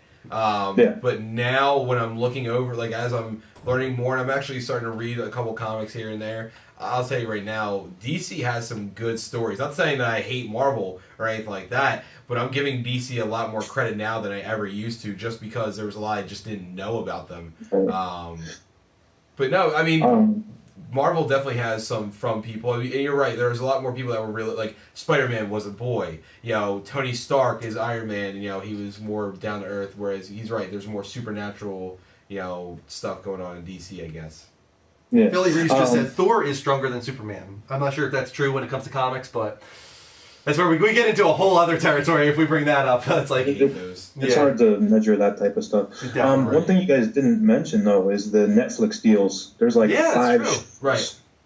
Daredevil's on the way. I'm looking forward to Daredevil so much. Yeah, that's actually a perfect show for Netflix, and I think Daredevil's an awesome character. Yeah. Even though it wasn't an amazing movie, I enjoyed it. He's pretty badass actually in the Netflix one. From what I understand, it's like it's a much more dark version of Daredevil, just like the comics are. Yeah, and check out the director's cut of Daredevil. It's actually not a bad movie. If you watch the director's cut, which was supposed to be rated R, before they dropped it down to PG-13. Really? So it's actually it's a different movie. People give all these older comic book movies such a hard time, but they are what they're supposed to be. They're supposed to be campy, right? Nerdy comic book movies. That's what they are. Yeah. No, you're right. I agree. And that's why Marvel, I think, does better in the box office. People want an entertaining, enjoyable experience like Guardians of the Galaxy, like Avengers. Dark Knight obviously did very well, but it's definitely something that when you walk out of the theater, you're not like, oh, that was so much fun. You're like, oh, that was such a sad ending. Like, I feel like not good right now. So it's definitely a different vibe. Even Man of Steel, which I never expected to be as kind of grim as it was. That was pretty grim. I knew that from the the yeah, but I'm just saying, like, Superman is not. I thought that they were going to change it a little bit. You know, Dark Knight, which is so dark. But it doesn't have to be so dark. I didn't even want to get into that debate. What? He's not supposed to kill people. Well, I agree with that, to be honest with you. I think it's good that he killed Zod, and I thought that brought up a really cool point that they're going to touch on in later movies. And right. It was the first time he killed, and it'll probably be the only time he kills, and I think it was a really good moment, actually, in the film, in my opinion. That's mine. I know a lot of people have their reasonings and everything. But you know, like I was said in the chat, like I just feel like their DC side, they're using one movie to introduce the Justice League and all these other characters. Yeah. As opposed to the way Marvel did it, where they brought out all the individual hero movies and then they combined them into the Avengers. Yeah, I thought it was a much better story, because you're going to start out with the Justice League as this big thing, and you're going to separate them all out into their own little things. But here's the thing with that: have you watched any of the DC movies though? Like I watch all comic book movies. They're huh? Oh, I thought we were talking about the actual movies. No, the animated ones. Like, for instance, they just rebooted it because of the New 52. Yeah. And they did that. The first movie as the New 52, after Flashpoint Paradox kind of killed the old universe, was a Justice League movie. It was Justice League War. Yeah. And it actually makes sense. It's not really over and convoluted. It actually introduces these characters that you're kind of like, I want to find out more about them. You have this really big, awesome event that you're like, oh, this is awesome. I don't regret seeing this at all. But you're like, I do want to know more about this. And it actually gives you more of an eager anticipation to see how they develop the stories for these people. And speaking of animated movies, that is an area where DC kills, murders Marvel. And it's amazing. They're so good. I'll tell you right now, The Dark Knight Returns. Yeah. Phenomenal Part take one on the and two, graphic novel. Oh my god, it's a lot of them. Even the one actually I'm thinking of right now is actually the only really good Marvel one I've seen recently, and I think it was like Young Avengers. I think recently I saw that was pretty cool, where it was like their children. Did you see that one on Netflix? That was actually really good for the Marvel side, but that's the only one I can really think of recently. Oh, geez. Earth's Mightiest Heroes, pretty good as a cartoon series? No, not really. No, there was one Avengers series that was, it only had, I think, like 2 seasons, and it was supposed to be really good. Then they changed, they changed it, and it was terrible. They made it more kiddie and everything like that, and it made it really bad. No, the best ones are Under the Red Hood. Yes. And Batman Year One. That was also very good, yeah. Perfect renditions of the comics that they're based on. Very good. All the Batman ones are good, in my opinion. I think that's a good way to wrap it up, though, Chris. Thank you so much for calling in. Yeah. All right, see you later, man. We're gonna have to move on. I think that's it for that discussion. We could go on forever. Oh my god, and we can't. It's already midnight. Where's Glickman when we had this conversation? We should move on to, of course, our wild game. A wild game has appeared. I wonder what this is. What could it be? Let's take a look, guys. What could it be? I do not know. This is an awesome trailer. Wipe that punch off your face and put this on. Yeah, Drew and I were talking about this Friday night. These live action trailers are so good. You stepped in. Howdy, boy. Here, use this. Yeah, come on, guys. Let's take this outside. They gon' think I got a little situation.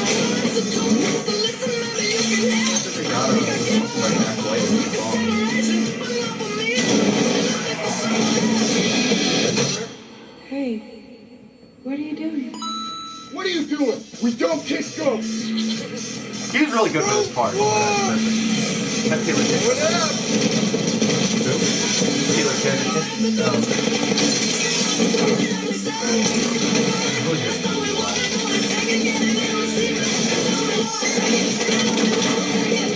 Outstanding use of the door. Now let's go. This should be fun. Oh, that's so good. That was awesome. That is less awesome. Let's see what else he's thinking, dude. So the one thing about the trailer is that everything that they do in the trailer is something you can do in the game. Okay. They didn't want the trailer to be of anything that you're like, oh, I wish I could do this. Kind of like toys that say they could swim on their own and they can't. Okay. Then so the music, the song they used was by the Raconteurs. Oh, okay. Not the Dead Weather. I thought it was Dead Weather. Guys, obviously we're talking about Call of Duty, and some of you might be playing it right now. I mean, they had the Day Zero edition. Some people got it early. Some people got it Saturday over in the UK because they just don't care over there. But real quick, I do want to acknowledge all of our Twitch hearts before we move officially into this. Thank you, Snyder X, Sarge95, Middle Border HD, Aussie 2 Games, James Sip, Stinky, Zapow03, Jorge, The Testament 067, Javix, Trainwreck, Energized, Gox Vid, Ace Macer, Strand, NY, NYC Assassin, Hooters 2, Red Dead Pain, Oculus the King, Random Izzy, Ager, McDermott, Frost 5, Fantasy Factory, and I think we're caught up now. But also thank you to Shot at277 and Mundyverse for the YouTube subscriptions, and My Food is Dead. All right, let me change something I said. All right, they claim that that's what the trailer was for and why they made the trailer that way, and I agree. I understand it because everything that they did show that you could do in the game, you can, or in the trailer, you can do in the game.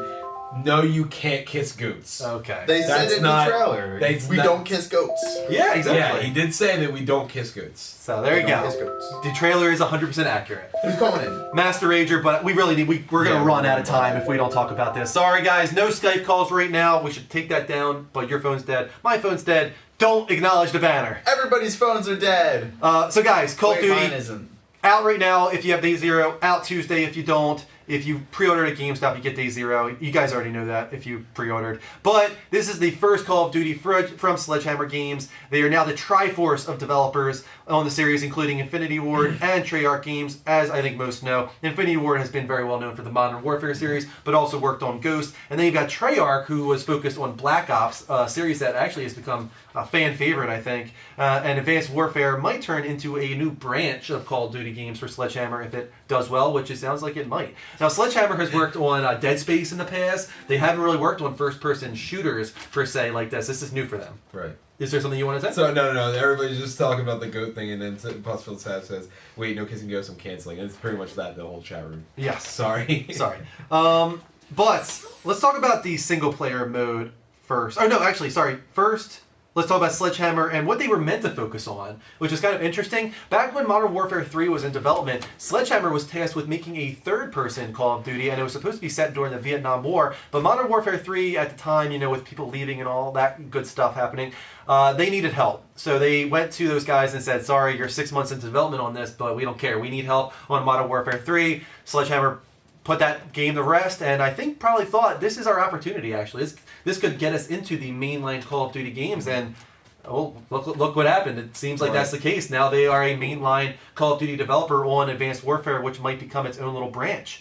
When it comes to the single player, obviously I think most people know that it takes place in the future. It's a futuristic exoskeleton type suit that you've got going on with many powers that you've seen throughout the live action trailer, and you'll be able to use that in single player and multiplayer. Right there, a gadget that you used was able to locate all the enemies on the field so that you can then pick them off. Some really cool stuff that they're doing in this. Now, the game begins with a simultaneous terrorist attack on nuclear reactors in North America, South America, Europe, Africa, and Asia, and because of this, it cripples defenses all around the world and throws governments into chaos. In a moment of desperation, the United States enlists the help of Atlas. Now, one of the pivotal characters in the game is, I think most people know, Jonathan Irons, played by Academy Award-winning director Kevin Spacey, something I think nobody saw coming at the time. It's so perfect, especially given his role that he plays on recently. One of the most popular programs. Yeah, if you want to call it that, sure, yeah. I won't want to call it TV shows because it's not. It's House of Cards. Mm-hmm. And a lot of people are calling this House of Cods. I think fits really well. But yes, he plays Jonathan Irons, who is the leader of the private military organization that is called Atlas. It is his belief that democracy doesn't make sense because the nations America has been trying to give democracy to for the last 100 years do not have the means to support it. I think this monologue from one of the trailers fits it perfectly. He says, democracy is not what these people need. Hell, it's not even what they want. America has been trying to install democracies in nations for a century, and it hasn't worked one time. These countries don't have the basic building blocks to support a democracy. Little things like we ought to be tolerant of those who disagree with us. We ought to be tolerant of those who worship a different God than us. That a journalist ought to be able to disagree with the president. And you think you could march into countries based on some fundamental religious principles, drop a few bombs, topple a dictator, and start a democracy? Give me a break. People don't want freedom. They want boundaries, rules, protection from invaders and from themselves. People need a leader who could give them support and the constraints to keep chaos at bay. You give them that and they'll follow, and that's where I come in. So I don't know for sure yet, but he might be a villain. Yeah, well, I'm interested to see the actual story mode on this. Yes, because right now I'm not sure. I haven't watched any of them. I know people have been playing it all weekend. And I'm actually interested to see. My theory is, I don't want to ruin it for everybody. I have a theory you're playing for him and not realizing that you're the bad guy that could until, be cool. All of a sudden at the end it's just like, all right, you're doing all these things. Because you do play as a private named Jack Mitchell. He was serving in the United States Marine Corps, but his best friend and son of Jonathan Irons, Will, convinced Jack to work for the Atlas Corporation. Now, spoiler alert a little bit here. I don't know if you guys want to hear this. Shut your ears. Will does die at the beginning of the game. And someone has to. Yeah, and that's what sets, I think, Jonathan Irons into even more of a revenge kick. Maybe sending him over into into that villain territory. We're not sure, but Will is the one that brings main character Jack into the Atlas Corporation. Now, he's essentially a silent protagonist in the game. The only time you actually will hear Jack is in cutscenes, and this was a decision that Sledgehammer made. They said they made this choice because during gameplay they don't want his voice interrupting the moments. I'm not sure how I feel about that exactly. I think it's a little bit weird to have that disconnect where he's speaking during cutscenes and not during gameplay. Mm-hmm. A little weird. I think you should have just gone one way or the other, in my opinion. But I haven't played the game yet. I have to see how it works out. Now, you're going to be going through many different locations in the single player. This is one. That's San Francisco, of course. But you're going to be going to Arlington, Virginia. You're going to be going to Seattle, Washington, San Francisco, California, Detroit, Michigan, Greece, Bulgaria. Is it Lagos or Lagos, Nigeria? Lagos. And finally, Seoul, South Korea. So you're basically going to be fighting Ebola. Ooh. That sounds fun. Is that what causes a zombie outbreak? Ebola? So. Yeah? Oh my god, that would be the best idea ever. I played that pretty well, actually, to go with the multiplayer. Well, to be fair, the Resident Evil story, the T-virus is made from the Ebola virus. Oh, is it? Yeah. I didn't know that. Yeah, they use the Ebola virus as like the base. Yeah. Woo, World Tour, says Derek. Yep, that's it for Call of Duty comments. But all right, so now we're gonna talk to the part that most people want to talk about: multiplayer. Hey, now, let's be realistic. That's the main part of this game. That's the main part of this game for years. And the first thing everybody noticed, that EXO though. Dat EXO. Through the multiplayer, along with expanding your arsenal, is your customizable exoskeleton suit. It has much more traversal, allowing you to boost both side to side. Forward is a little dash, as well as in the air. Giving you a big giant jump, as you've seen in a lot of trailers, like right here. Yep. Right there. While in midair, you have the slam ability, which you'll probably see in about 10, 20 seconds. I don't know. I remember this show, I watched it earlier. You'll be able to, so he's talking about the boost jump right here. But you'll be able to slam down the ground on your enemies, almost like Iron Man in a way, how he slams to the ground, doesn't punch and everything like that. Now, your exosuit basically takes over for a lot of things that were commonly found in a lot of the games. A lot of your grenades and everything like that will be found in your exosuit. Here he is. Boost slam. There it is. Boom. Bam. There you go. Boosh. Boosh. Boosh slam. Yeah. So you have the familiar grenades like the frag grenade, the Semtex, and the smoke, but now you have some new ones like the explosive drone. Will go and seek out enemies in the game. The threat grenade, which will actually determine enemy locations, like you saw in the single player earlier with the red highlights of the players, and the spike drone, which is pretty cool as well. The EMP is back, but you got to think about it this way now. Like the EMP was cool before, but the EMP now, your exosuit is all electronic, so you throw an EMP grenade out, and your enemy is now really debilitated, whereas before it was only somewhat. Okay. So, big thing too. Your exo has the abilities as well. Cloaking, there's a shield, there's hover, there's ping to give away enemy players' locations on the map. And one interesting one is your trophy system. It's returned, but it's actually part of your exosuit now. Yeah. So whereas before your trophy system, I'm not sure if you're aware of it, it's a trophy system is something that basically deflects and adjusts grenades and all incoming explosives to a player or team. So that's something you can throw out with your hand. Kind of like it almost looks like a force push. Okay. In a way, so it's pretty cool. Very cool. Loadout has changed a little bit as well. They reworked the loadout system. Used to be 10 point, right? They used to be 10 point. They did quit pretty well, so they borrowed the 10 point, but they added that and made it a 13 point system. So if you're familiar with the Black Ops 2 and the Ghost Pick 10, it's similar. However, now with the 13, it will actually include your score streaks. So you have to play your score streaks into your pick 13 as well, which are a big thing too. Certain wild cards will affect the loadouts adding to the 13 as well. Not playing into that. So speaking of wild cards, people that are familiar with Ghosts and Black Ops 2, there's customization options and some of them now that were perks before are now in wild cards. So some things like Overkill, where you can use two primary weapons instead of a primary and a secondary. This is pretty cool. We're talking about loadouts just now, and you can go immediately to a firing range and test out your weapons and your loadout. Right, and that's actually really nice. And he had something like that before in other ones, but this seems more advanced. And I'll get to this as your your customization options. Yeah. But yeah, the perks again. But some new perks are going to be Overcharge, which extends the Exo's battery, and Gung Ho, which is pretty cool because now you can fire while you sprint. Okay. Which is something new to Call of Duty. In there, what else was there? Oh, and Score Streaks. Score Streaks now with modules. Modules allow you to modify and almost upgrade your score streaks. So let's say you have a turret, and you like your turret, but you wish you could do a little more. You can get a module that adds a rocket launcher to the turret. So you're constantly upgrading. This ain't your daddy's score streak. Is what I put down. Supply drops are actually new as well. That's a big thing to the game. And this is kind of like the last little thing I added to the description of it. This is probably my favorite addition because it adds a little more customization. They're similar to battle packs that you have for Battlefield 4, so players of Battlefield 4 will be familiar with it. But there's any items. What's unique is the way that they're earned, so you get them instead of just getting them for leveling up or anything like that you got in Battlefield 4, there's challenges, so a certain amount of time played or a certain amount of kills or anything like that will get you a new supply drop. And they'll go in 3 tiers from enlisted to professional to elite, I think it is. Yeah, so elite. They'll contain anything from weapon loot, which will be camo, weapon mods, anything that can really benefit your weapon.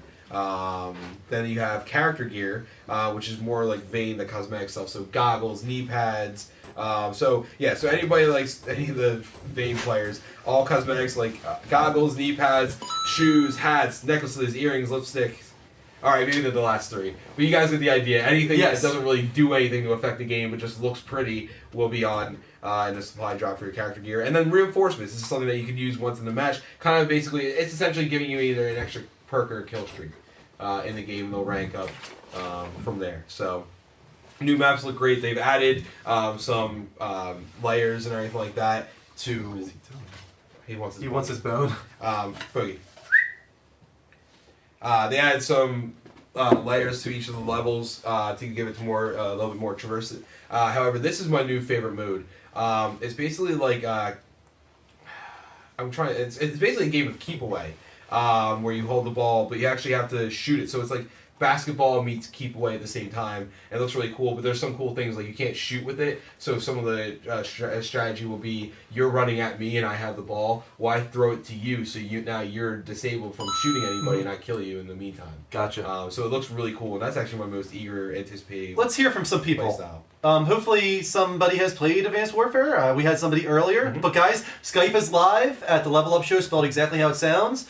So please call in, and we can talk about Advanced Warfare. Either you're excited about it, or you've played it already, you've watched some streams that are currently going. Let us know. Let's bring the hype train into the station and finish off the show strong. And while we're doing that, let's acknowledge some of our Twitch charts. We just got several. Thank you so much to Gustav Vorn, Itchy Glitchy, Solar Dragon, Rush 59, Snipes, Crimson Killer 199, Dark Ganon, Snyder DX, Sarge 95, Metal Border HD, Austy 2 Games, James Sip 99, Stinky, and we're caught up. Thank you guys so much for the Twitch charts. Let's see where we're at, because we have a lot. Yeah. Let's see if I can find out.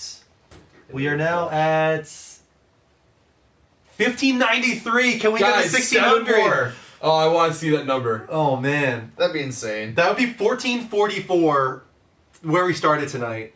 Can we get to 1600, guys? I'll tell you, man, this new edition of the Twitch heart in the bottom corner is awesome. It is awesome. Guys, it's really easy. Just press square if you're in live from PlayStation, and then click the heart button, and you will follow us, and that means you'll get notifications when the Level Up Show goes live. You can also go to twitch.tv/the Level Up Show and heart us there, or subscribe if you guys really want to. If you like the show that much, we obviously pay close attention to our subscribers, and we give them a badge, and more. They're 6. Close friends of the Level Up Show. 6! Can we get to 1600, guys? 6 more. That was Austin27. Thank you for the Twitch chart. And guys, don't forget that Skype is live. You're welcome to call in. And so Call of Duty, Advanced Warfare questions, or anything we talk about today. Yeah. And let's see if anything's going on in the chat room as well. Let's see. Let's chat about COD. Thank you, Mark. Call of Duty year 2054 will be the future. Thank you, Crayola Joe for the Twitch heart. Master Rage, welcome back to the Level Up Show. Hey, what's up, guys? Not much. I saw that you guys were talking about Call of Duty Advanced Warfare. Yeah.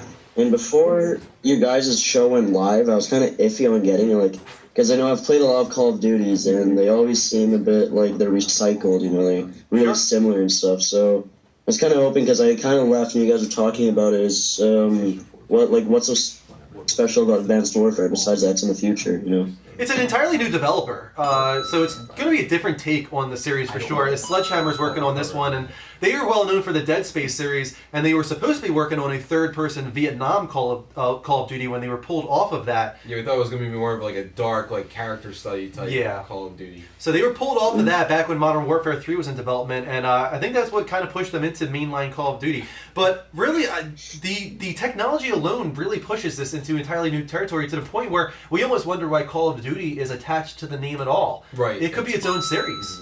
So this is very different from the other Call of Duties, in my opinion. Right. This is going to be the first time in years that I bought a Call of Duty. Yeah. Brand new. So, would you guys recommend it? Oh, yeah. I definitely would. We're hearing good things right now. Yeah, everything I've been seeing, both, pre-stuff, where I'm doing write-ups, as well as player feedback. I've been watching a lot of streams this weekend and everything like that, and everybody that's played it seems to really like it. People that have felt burned for the past couple of years have liked it too. Exactly. I had a few people on my friends list message me saying, "Have you played?" And I'm like, "No, I haven't played. Right. How are you playing it?" And they're like, "I got it early." And I was like, "How is it?" And they're like, "This is the best one I've played in several years." So that's really optimistic right there. I hope it's good.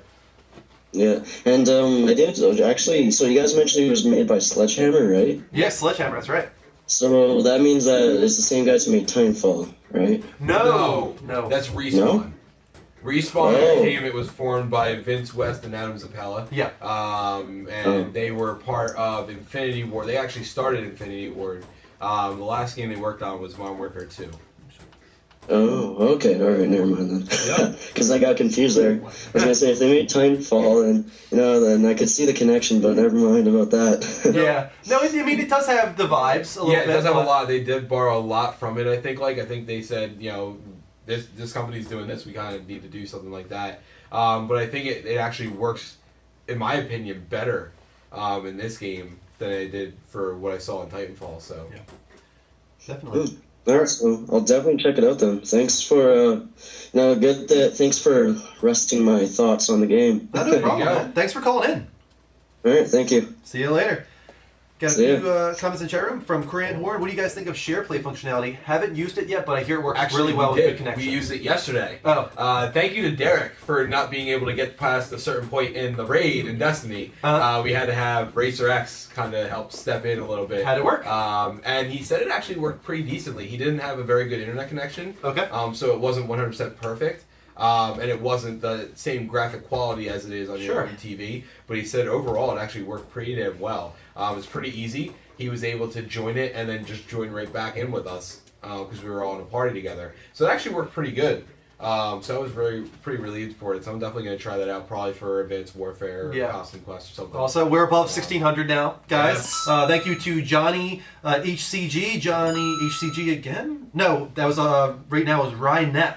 Also, BG Guitar Man, Jason Ed Miston, Suckatakidis or something like that. Suckatakidis or something like that. Philly B and Big Pimp D's. Thank you guys for your Twitch hearts. That brings us above 1,600 for the night. Awesome. Thank you so much. That's amazing. Let's go a few more chats. Someone keeps asking about the 2.0 glitch. I guess for rest mode. Rest mode. Guys, do not put it in rest mode. I haven't had an issue yet. But some are. So if you don't want to take a chance, you might get locked in rest mode where you have to hard reboot your system. It's not a terrible thing. You just got to hard reboot it. But doing that over and over again might not be good for your system. So if you're having problems with rest mode, just don't use it for now. Just wait until Sony patches it in. Shut down your system. It's not like they don't know that this is an issue. But like I said, it's not everyone is having it. I would say I wouldn't even say it's 50% of people. Yeah. See a fabulous Yoshi. Also, Evan in here says we should try play some local multiplayer together, guys. If you're playing Call of Duty, you can look for Evan in here, of course. Robbie Rob, thank you for the Twitch art. You guys recommended Destiny 2 on player feedback. Did we on player feedback? I don't know about that. What do you mean? I think we recommended Destiny on our own player feedback because the beta was fun.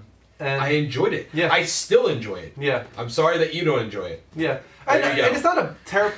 nobody. I don't think anybody's saying it's a terrible game. It's just not living quite up to expectations. No, there's a lot there that's missing, and I even keep saying this, but it doesn't mean that's not fun. Yeah, and definitely. If you're gonna say it's not fun, then you just don't enjoy the game, and I'm sorry about that. Yeah, I don't know definitely. what to say. I don't know what else to say. I don't know. Stick Breitland says Destiny Blue. You didn't play it, but recommended it. Nice. We did play it. We did. We just said we played it. We played the alpha and the beta. Played the beta. Yes, and we recommended it based on those. Still because we recommend enjoyed it. those. Guess what? I play it now, and I'll probably still recommend people to get it. Yes. He's just a troll. Twat. Pro Gamer Len said Destiny is awesome, so he likes Destiny. There you go. That's the guy that likes Destiny. And then he LOLs. All right. I think that pretty much wraps it.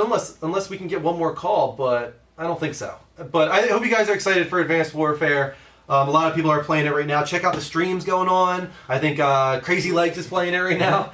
So check out Crazy Legs. I think 3,000, 5,000, something like that. Will actually was able to get it at 11 o'clock. They had a mess up with the clocks.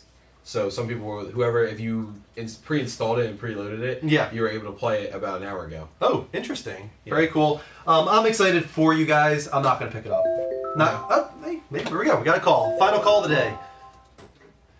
Hey, Mac. Welcome to the Level Up Show. Oh, I remember Mac. Hey, Mac. I remember you. Uh-oh. Although we can't hear you. Something's wrong with your headset. You have it plugged in badly, I think. Uh-oh. No, maybe it's not the headset. Maybe it's just connection. We can't hear you, Mac. Nah, still don't hear you. We see your voice, your lip moving, but we don't hear you. Nah. You're dead in the water. He looks so disappointed. All right, Mac. I'm sorry, man. We can't hear you. All right. See you later, man. Thanks for trying. Best call of the night.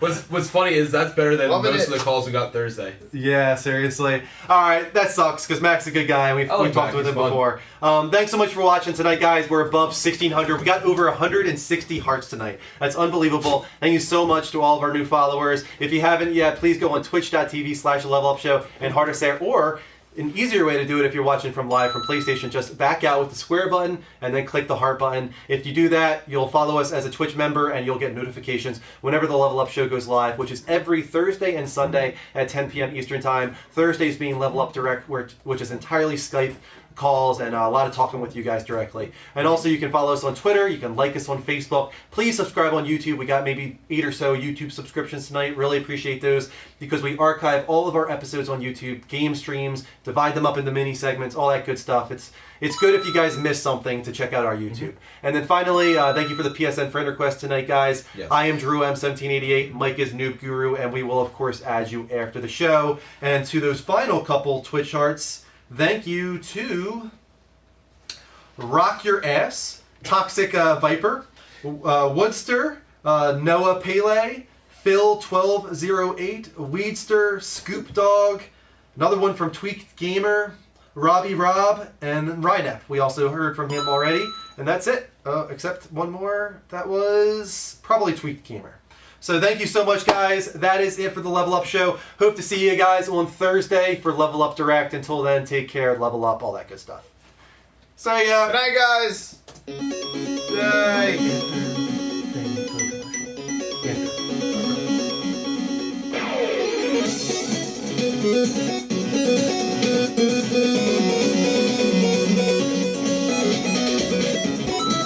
Thank you for the Twitch heart.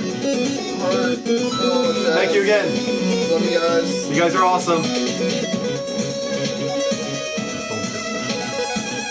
No!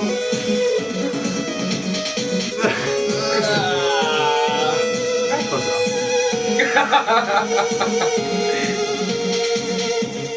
Level up, guys. See ya on Thursday or next Sunday for episode 47. Later, guys.